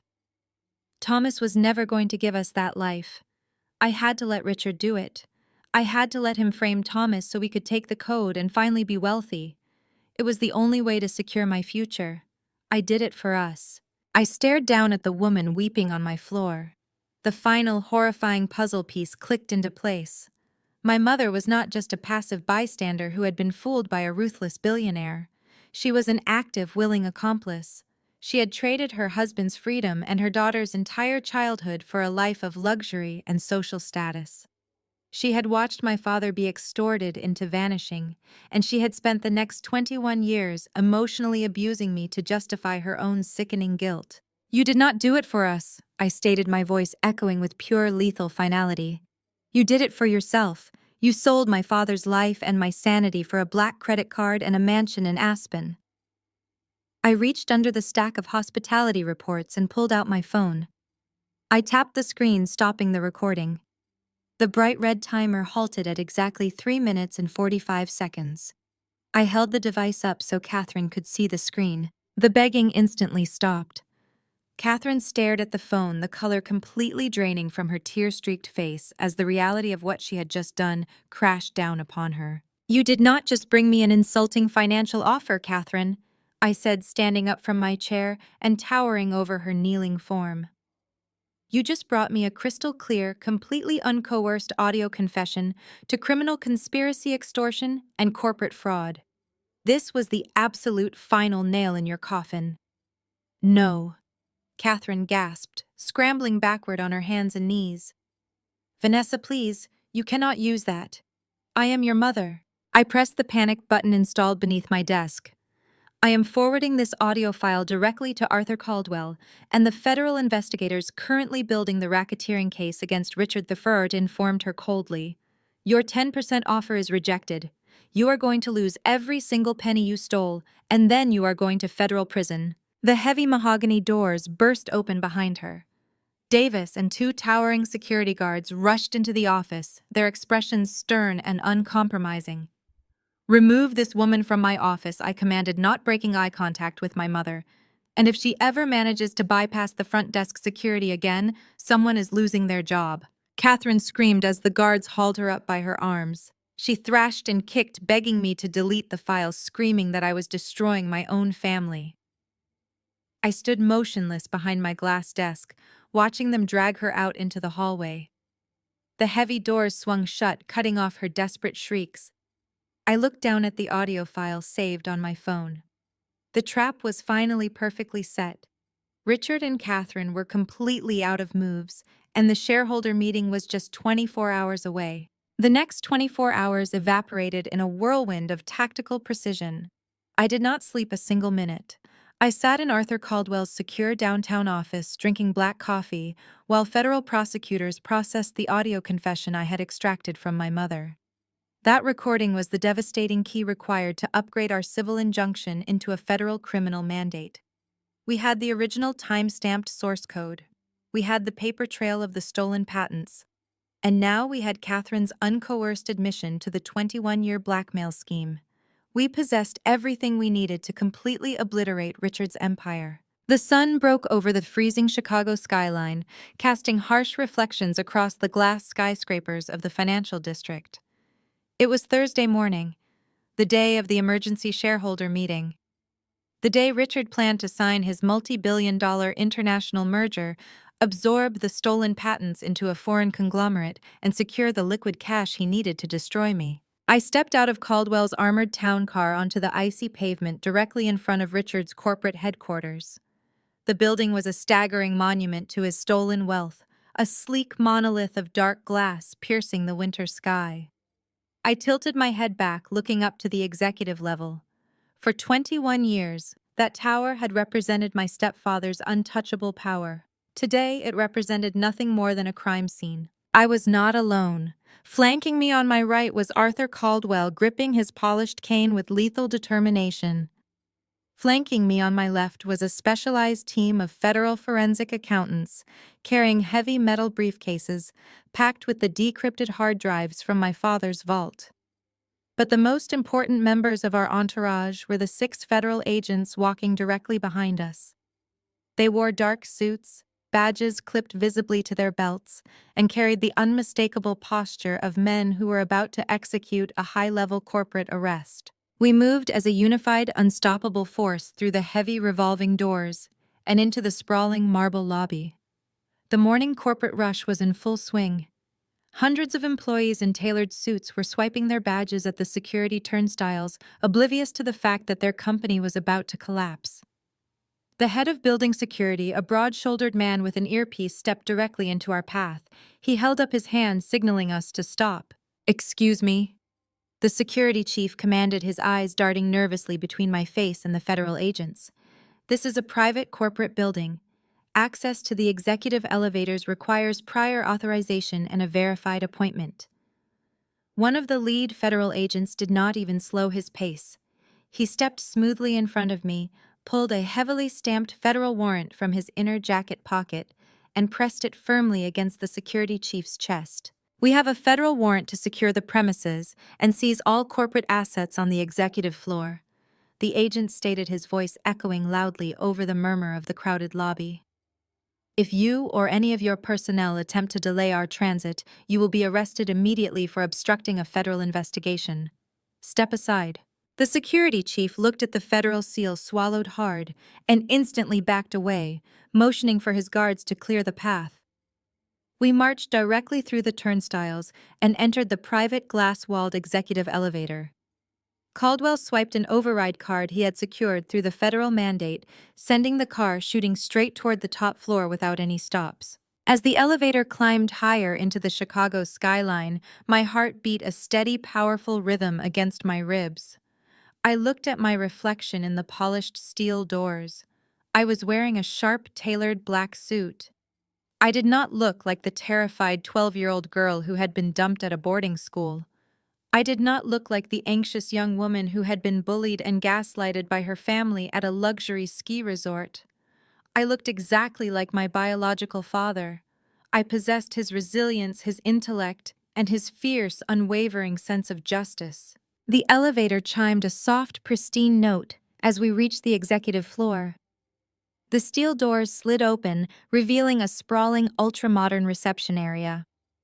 The receptionist took one look at the federal badges and simply raised her hands in surrender, stepping away from her desk. At the far end of the corridor were the towering double oak doors of the primary boardroom. The walls on either side of the doors were constructed of heavy soundproof glass. As we marched silently down the carpeted hallway, I could see perfectly into the room. Richard sat at the head of a massive polished granite conference table. He was surrounded by his top-tier executives, his severely overpaid legal team, and the powerful shareholders he had desperately summoned. Seated directly across from him were the representatives of the international conglomerate, a group of stoic, wealthy foreign investors who held the financial key to Richard's salvation. Despite the federal injunction freezing his domestic accounts, Richard was putting on the performance of a lifetime. He was leaning forward, smiling broadly, projecting the absolute confidence of a self-made titan. I could not hear his voice through the soundproof glass, but his body language spoke volumes. He was charming them. He was selling them the illusion of a secure, highly profitable empire built on unshakable technological foundations. An executive assistant placed a thick leather binder in the center of the granite table and flipped it open to the final page. It was the merger agreement. The multi-billion-dollar contract that would bury my father's patents forever and hand Richard the cash bailout he needed to crush me. Richard unbuttoned his suit jacket with a theatrical flourish. He reached into his breast pocket and pulled out a heavy gold-plated fountain pen. He looked around the boardroom, making confident eye contact with the foreign investors, assuring them of his complete control over the situation. He flashed one final arrogant smile. He lowered his head and brought the gold pen down toward the signature line. I did not wait another second. I stepped ahead of the federal agents, placed both of my hands flat against the heavy oak double doors, and shoved them violently open. The heavy doors crashed against the interior walls with a deafening explosive bang that shattered the quiet professionalism of the boardroom. The foreign investors jumped in their leather chairs. The corporate shareholders gasped in shock. Richard flinched violently. His gold pen struck the thick paper, leaving a jagged black streak of ink just millimeters above the signature line. He snapped his head up, his eyes wide with outrage, ready to annihilate whoever had dared to interrupt his moment of triumph. His furious gaze locked directly onto me. I stepped over the threshold and walked straight into the boardroom, Caldwell and the armed federal agents fanning out strategically behind me. The trap had officially snapped shut. Richard's reaction was instantaneous and explosive. His face twisted into a mask of pure purple rage as he slammed his hands down onto the granite table, the gold pen clattering uselessly across the polished surface. "Security!" Richard bellowed, his voice cracking with the sheer force of his panic. "Get her out of here! Remove this insane woman immediately!" He pointed a shaking finger at me, desperately trying to reassert his dominance over the room. But the corporate security guards stationed near the entrance did not move a single muscle. They were staring wide-eyed at the federal agents who had just flooded the room, their hands resting cautiously near their weapons. The security guards knew exactly what federal badges meant. They were entirely out of their jurisdiction. I did not wait for Richard to finish his tantrum. I marched straight to the head of the table, pulling a sleek, encrypted flash drive from my blazer pocket. The boardroom was equipped with a state-of-the-art central smart projection system, controlled by a master console built directly into the granite table. Richard lunged across the table to stop me, his eyes wide and manic, but Caldwell stepped sharply into his path. Caldwell did not say a word. He simply raised his polished cane and pressed the silver tip firmly against Richard's chest, a silent, absolute warning. Richard froze, his eyes darting from Caldwell to the federal agents watching his every move. I jammed the flash drive into the master console port. My fingers flew across the digital interface, bypassing the corporate security protocols with codes my father had hardwired into the drive. The massive floor-to-ceiling presentation screens surrounding the boardroom flickered. The corporate logos vanished. The room plunged into an eerie electric silence as the screens flared back to life. I projected the digital evidence directly in front of the international buyers and the terrified corporate board. On the left screen, the original raw source code for the cybersecurity algorithm appeared. It was massive scrolling lines of complex architecture. But I zoomed in precisely on the digital metadata header. The creation timestamp glared in bright white letters, proving undeniably that the code existed 6 entire months before Richard ever founded his company. Right beside it was the digital signature log, highlighting Richard's old login credential, accessing the system, stealing the data package, and altering the authorship tags in the dead of night. On the center screen, I projected high-resolution scans of my father's handwritten journals. The pages detailed every single meeting with Richard, every threat, and the exact corporate accounts Richard had used to set up the embezzlement frame job.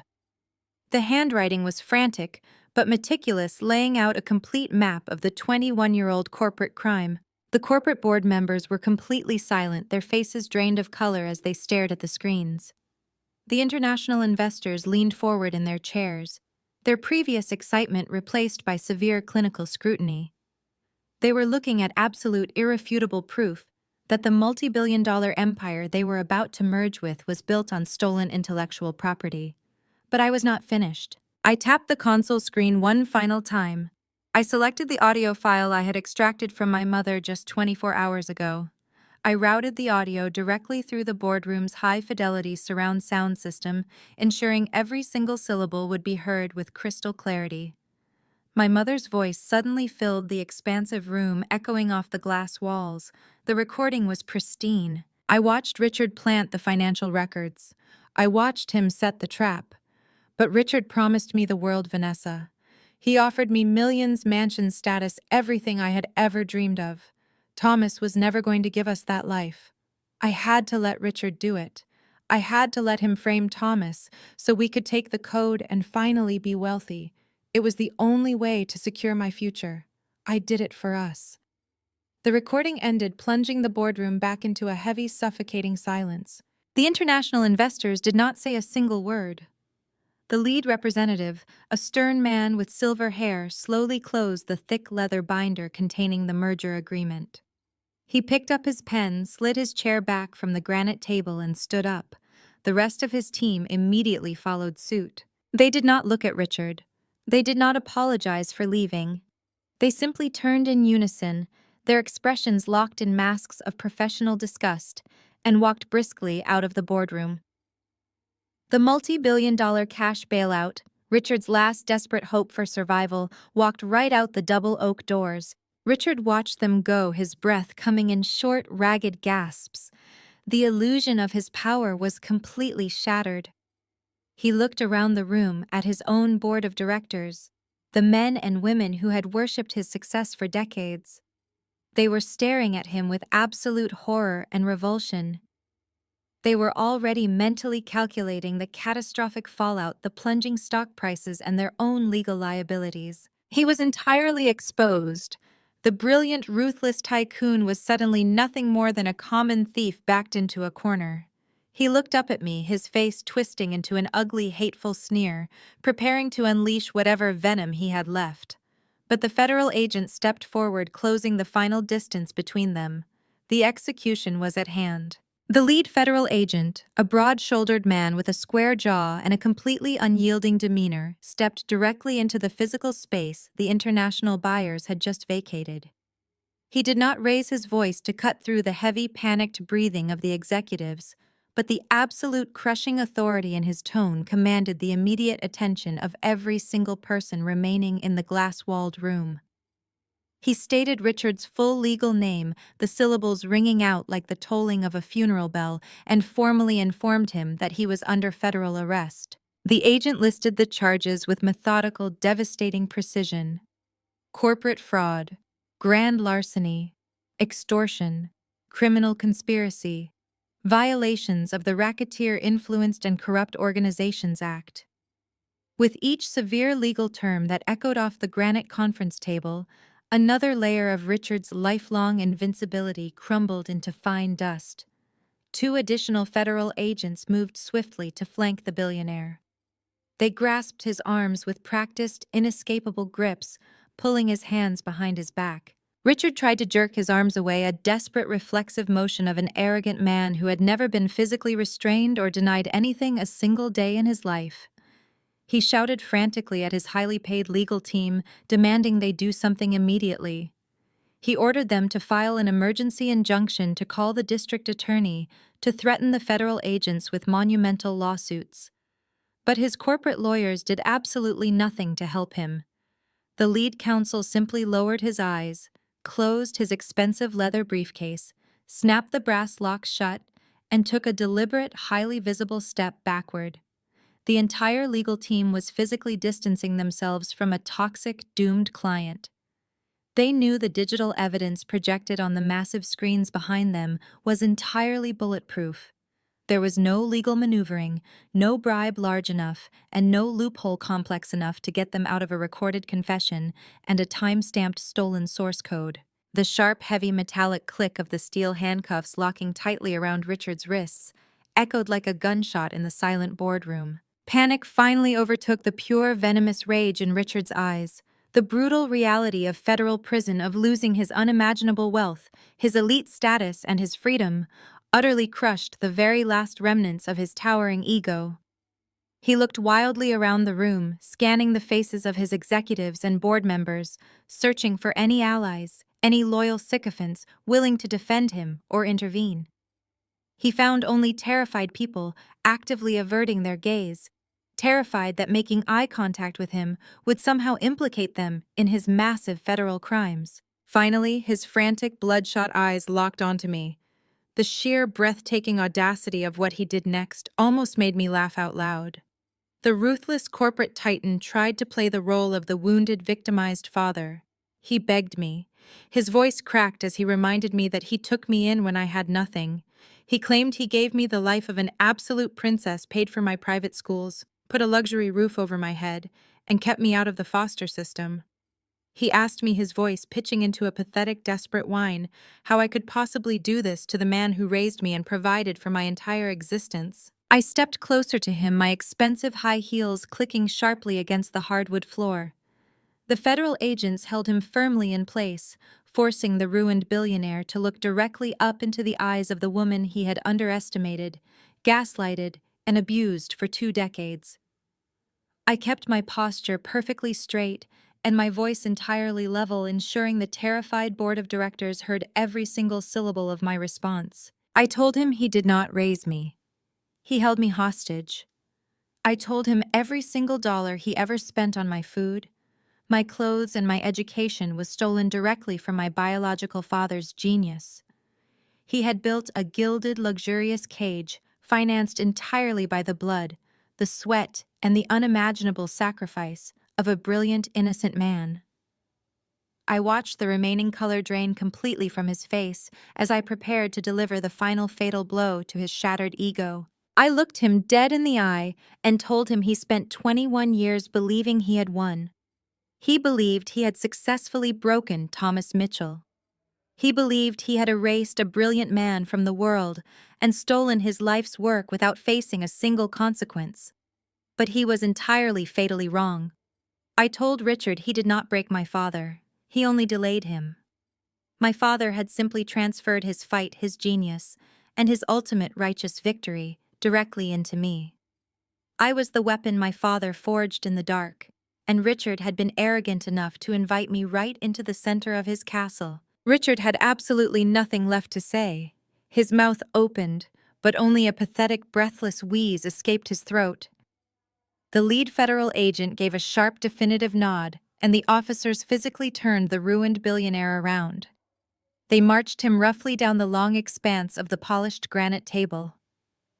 The corporate board members actually shrank back into their plush leather chairs as he passed by, absolutely terrified that even brushing against his tailored suit jacket would somehow transfer his federal charges onto them. I stood perfectly still, watching with profound, overwhelming satisfaction as they marched him through the double oak doors, down the carpeted executive hallway, and into the waiting private elevator. The heavy steel doors slid shut with a soft final chime, sealing Richard's fate and permanently removing him from my life forever. The heavy, suffocating silence returned to the boardroom the moment the elevator departed. The executives and wealthy shareholders were staring at me, utterly paralyzed, waiting in sheer terror to see what the new apex predator in the room would do next. Arthur Caldwell stepped forward from the shadows, his polished walking cane resting firmly on the thick carpet. He addressed the board with the cool, clinical, and lethal precision of the city's most feared corporate attorney. Caldwell formally notified the trembling executives that the federal government had officially seized Richard's personal and corporate assets, but the foundational patents, the very digital architecture that allowed the entire company to function, belonged exclusively to the irrevocable trust, now fully and legally controlled by me.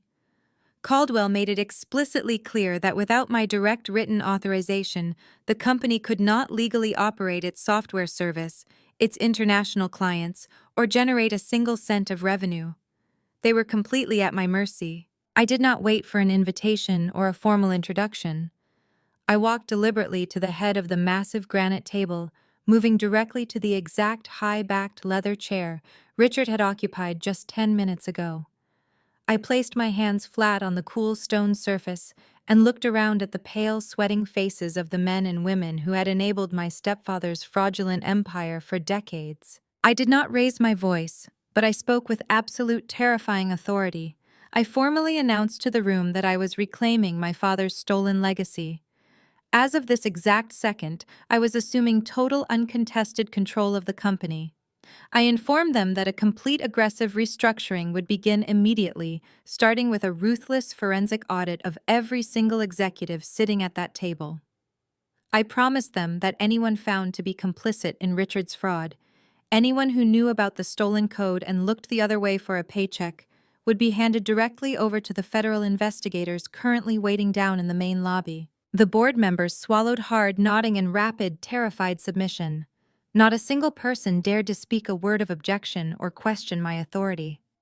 They recognized that the era of Richard's tyranny was over, replaced instantly by a woman who demanded absolute integrity and held the power to destroy them with a single phone call.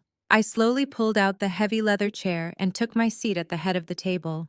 I looked out through the floor to ceiling glass windows, at the sprawling, icy Chicago skyline, stretching out for miles in every direction. A deep, profound sense of peace settled into my bones, replacing the anxiety and fear that had haunted me since childhood. The 21-year war was finally over. The empire was securely in my hands, and my father's brilliant stolen legacy had finally been brought out of the dark and into the light. 6 months passed. The transition from the hostile takeover to the smooth, legally fortified operation of my father's true legacy took relentless dedication and long hours in the boardroom. The dust from the federal raids finally settled over the Chicago skyline, leaving a vastly different landscape in its wake.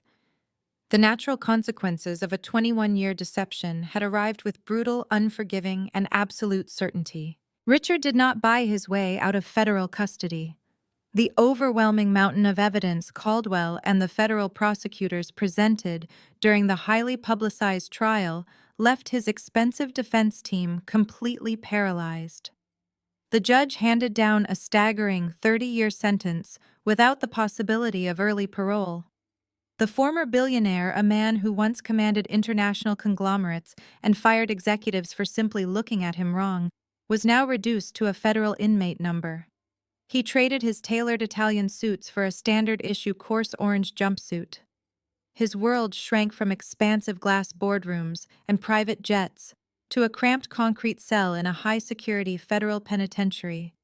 He spent his days following rigid schedules dictated by prison guards, entirely stripped of his power, his wealth, and his voice.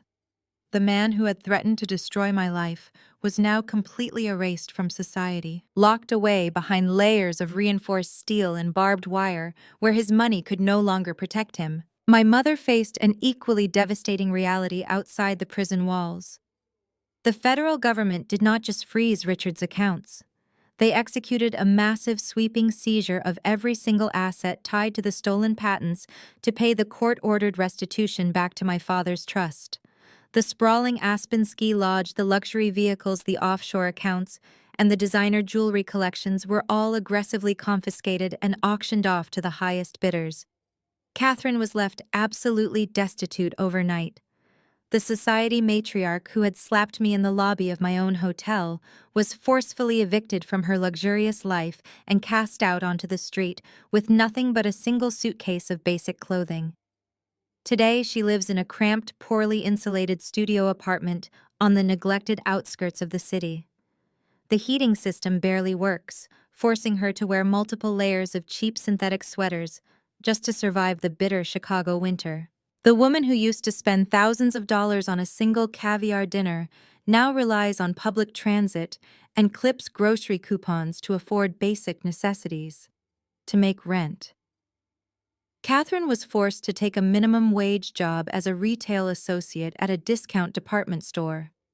She spends 40 hours a week standing on her feet, under harsh fluorescent lights, folding clothes, and enduring the impatient demands of rude customers. There are no private security guards to protect her, no wealthy husband to shield her, and no golden child to validate her fragile ego. She is completely alone, drowning in the exhausting mundane poverty she had betrayed my father to escape. Every time she checks a price tag or shivers in her unheated apartment, she is forced to remember exactly what her greed cost her. The golden child suffered a spectacularly public downfall that mirrored her mother's ruin. Brittany's eviction from the $4 million penthouse was only the first domino to fall in her perfectly curated life. When the federal authorities dismantled Richard's empire, they also audited the shell companies that had been secretly funding Brittany's extravagant lifestyle. The IRS moved in rapidly, aggressively clawing back the fraudulent funds. Her limitless black credit cards were declined and seized. Her luxury sports cars were repossessed right out of her parking garage by towing companies. Crippled by millions of dollars in sudden debt and overwhelming legal fees, Brittany turned to her elite social circle for help. But Chicago high society is ruthlessly pragmatic. The moment the news of the elder abuse hoax, the forged documents, and the federal arrests went public, her wealthy friends completely severed ties. Her phone stopped ringing. Her coveted invitations to charity galas and exclusive parties instantly vanished. She was officially exiled from the elite circles she had worshipped. Desperate to maintain her image, she tried to leverage her social media following, but the internet had already turned against her. The comment sections that once praised her lifestyle were now flooded with relentless mockery and disgust regarding her attempt to frame me. Her digital empire collapsed into a humiliating joke, leaving her entirely bankrupt, socially exiled, and forced to face the real world without a single marketable skill or a financial safety net. Preston discovered that romantic betrayal and corporate espionage carry a very steep professional price. The 4-minute audio recording I secured in my home office did not just save me from his manipulative grasp, it completely obliterated his future. When the federal investigators unpacked Richard's bribery network, Preston's direct involvement was documented heavily in the public court records. He was formally blacklisted across the entire corporate and hospitality sectors. No reputable firm in the country would hire a man explicitly caught on tape admitting to corporate espionage, extortion, and defrauding his own fiancée for financial gain. Every background check flagged his name with severe radioactive warnings. Furthermore, the federal courts ruled that the massive student loan payoff Richard had provided Preston was a fraudulent transfer of stolen funds. The payment was legally reversed. Preston was suddenly saddled with $250,000 in reinstated law school debt, accumulating aggressive penalty interest. Stripped of his high-paying career trajectory and crushed by insurmountable financial liabilities, Preston was forced to take a low-level, dead-end manual labor job just to avoid total bankruptcy. The arrogant spy who had sneered at me in my office, promising that my parents would destroy me, was now spending the rest of his ruined life paying for a degree he could never legally use. The eradication of my abusers from my life was not the final chapter of my story. It was merely the clearing of the debris so that the real work could begin. With Richard securely locked inside a federal penitentiary and his network of enablers completely bankrupted, I turned my entire focus toward the future. The multi-billion-dollar corporate empire that had been built on a foundation of theft and extortion was now entirely in my hands. I did not just inherit a company. I inherited a massive, sprawling global infrastructure, and my first order of business was to purge every single trace of my stepfather from its walls. I initiated a ruthless, sweeping corporate rebrand that shook the Chicago financial district to its absolute core. I ordered the removal of Richard's name from the towering glass skyscraper that dominated the city skyline. I had the massive bronze letters torn down from the lobby walls and melted into scrap metal. In their place, I commissioned a new, sleek corporate crest bearing the name Mitchell Technologies. I completely renovated the executive boardroom where Richard had attempted to sign his fraudulent merger. I had the dark, oppressive tinted windows replaced with crystal clear, floor-to-ceiling glass, that flooded the entire floor with brilliant natural light. I wanted absolute transparency in the very architecture of the building. My father had spent 21 years hiding in the shadows to protect me, and I was going to ensure that his legacy would spend the rest of eternity shining in the sun. But transforming the corporate entity was only half of my mission. Richard had hoarded an unimaginable amount of wealth by crushing innocent people, silencing whistleblowers, and exploiting the vulnerable. I refused to let that blood money sit stagnant in offshore accounts or bloated investment portfolios. I took the massive overflowing liquid profits generated by my father's recovered patents and channeled them directly into a brand new, aggressively funded charitable organization. I founded the Thomas Mitchell Foundation for Legal Defense. I did not want to create a standard passive charity that simply wrote checks and hosted polite gala dinners. I wanted to build an impenetrable, heavily armored shield for people who were trapped in the exact same nightmare I had endured. The foundation was specifically designed to provide free, elite, and absolutely relentless legal representation to victims of familial and corporate financial abuse. I hired the most brilliant, vicious, and uncompromising legal minds in the country. I appointed Arthur Caldwell as the primary director of the foundation's oversight board, giving him a blank check to hunt down corporate predators and abusive family members who believed their wealth made them untouchable. Within the first 3 months of operation, the foundation took on dozens of high-profile cases. We provided full legal strike teams to young adults whose trust funds were being systematically drained by greedy, manipulative parents. We represented spouses who were being financially blackmailed and terrorized by powerful, affluent partners. We protected employees who had their intellectual property stolen by massive tech conglomerates. Every single time my legal teams walked into a courtroom and dismantled an abuser, I knew I was honoring the ultimate sacrifice my father had made for me. We were leveling the playing field for the discarded and the voiceless. We were turning my father's stolen genius into a nationwide weapon for absolute justice. With the company thriving under ethical leadership and the foundation actively changing lives across the country, I finally felt the heavy, suffocating armor I had worn for 2 decades begin to crack and fall away. The constant buzzing paranoia that had dictated my every move was replaced by a deep, profound, and unshakable peace. I had fought the war and I had survived. It was time to finally rest. It was a crisp, brilliantly sunny Tuesday morning in early spring when I decided it was time to make the journey I had been preparing for since the night in the airport lounge. The harsh Chicago winter had finally broken, leaving behind clear blue skies and a sharp, clean breeze coming off the lake. I wore a tailored navy blue trench coat, comfortable boots, and a simple silver necklace. I did not bring a security detail. I did not bring Arthur Caldwell. I needed to do this completely alone. I drove myself to a quiet, impeccably maintained cemetery located on a peaceful hillside on the outskirts of the city. The grounds were sprawling and silent, dotted with ancient oak trees and winding stone pathways. I walked slowly over the damp, bright green grass, the morning dew catching the sunlight like thousands of tiny diamonds scattered across the earth. I carried a large, vibrant bouquet of yellow chrysanthemums in my hands. They were the exact flowers my father used to buy from the corner bodega and keep in a cracked glass vase on our cramped apartment kitchen table before the world fell apart. I navigated the quiet rows of carved stone until I reached a modest, beautifully polished granite headstone resting in the shade of a massive oak tree. I stopped at the foot of the grave and looked down at the carved letters.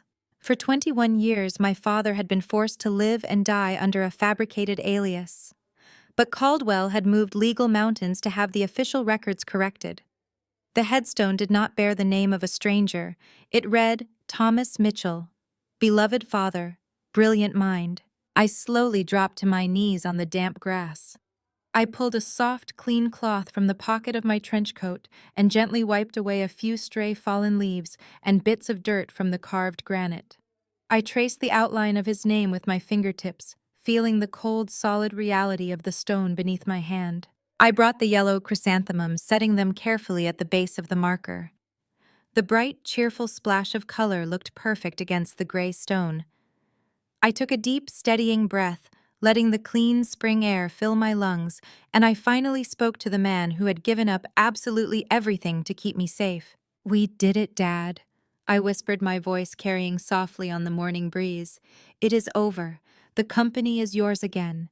Your name is on the building. Your patents are secure. And the man who tried to erase you is locked in a cage where he can never hurt anyone ever again." I looked at the dates carved into the stone, feeling a sudden, overwhelming surge of emotion rise in my chest. It was not the sharp, agonizing pain of grief. It was a wave of pure, overwhelming gratitude.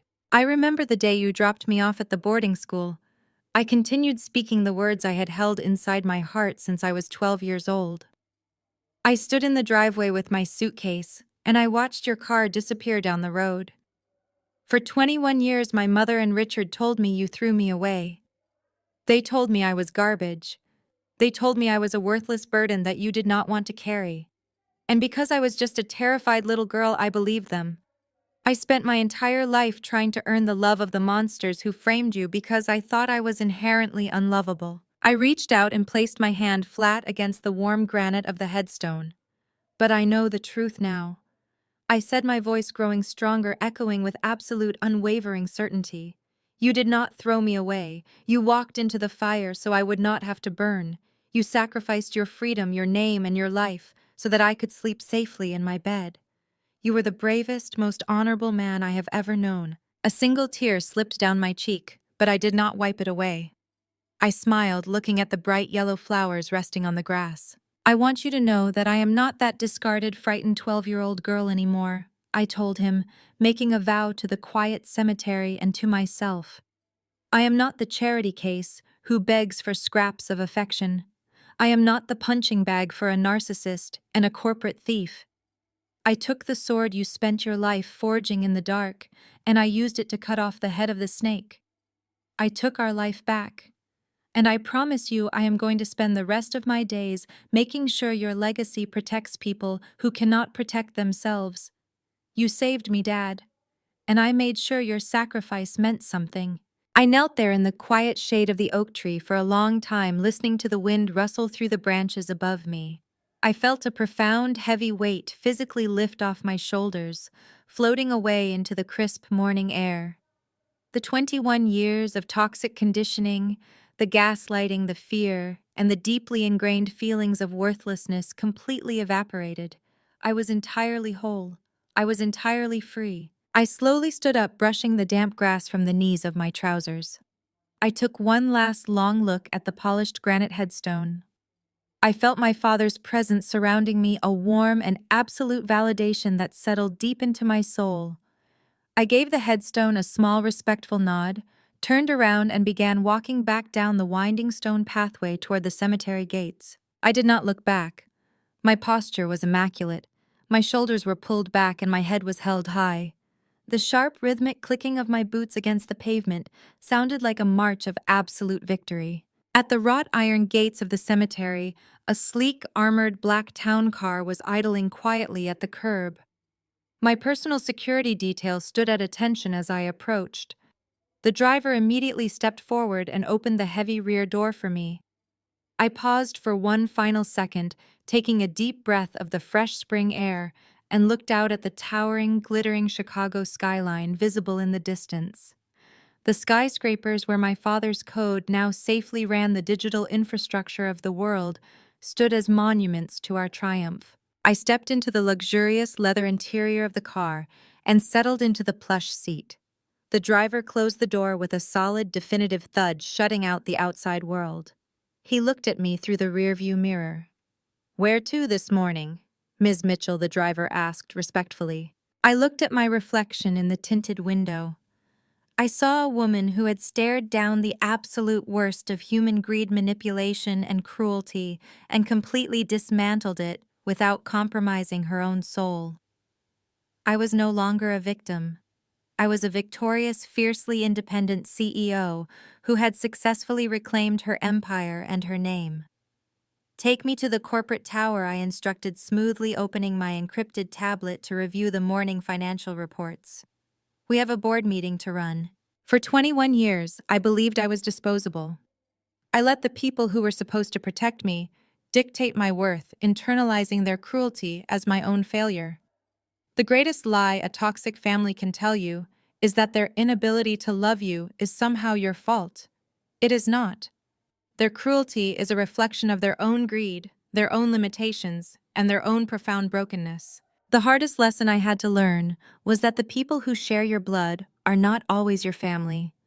Sometimes they are simply the obstacles you must overcome to find your true strength. My mother and stepfather built a massive empire on lies and demanded my absolute gratitude for the privilege of living in their toxic shadow. But the truth, no matter how deeply they attempt to bury it, always finds its way into the light.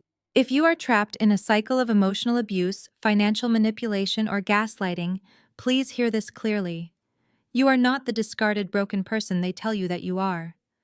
Your worth is not determined by their conditional approval. You have the ultimate power to rewrite your own narrative. Walking away from toxic people is not a failure or a sign of weakness. It is the ultimate act of self-preservation. You do not have to carry the heavy baggage of their impossible expectations. You can drop it, stand tall, and build an empire of your own based on authenticity, integrity, and absolute truth. Have you ever had to break free from a toxic family narrative to reclaim your own life and identity? How did you find the courage to finally walk away and rebuild? Please share your stories in the comments below. Your journey might be the exact inspiration someone else desperately needs to hear today. If my story resonated with you, hit the like button and subscribe to the channel for more stories of resilience, justice, and finding your true power.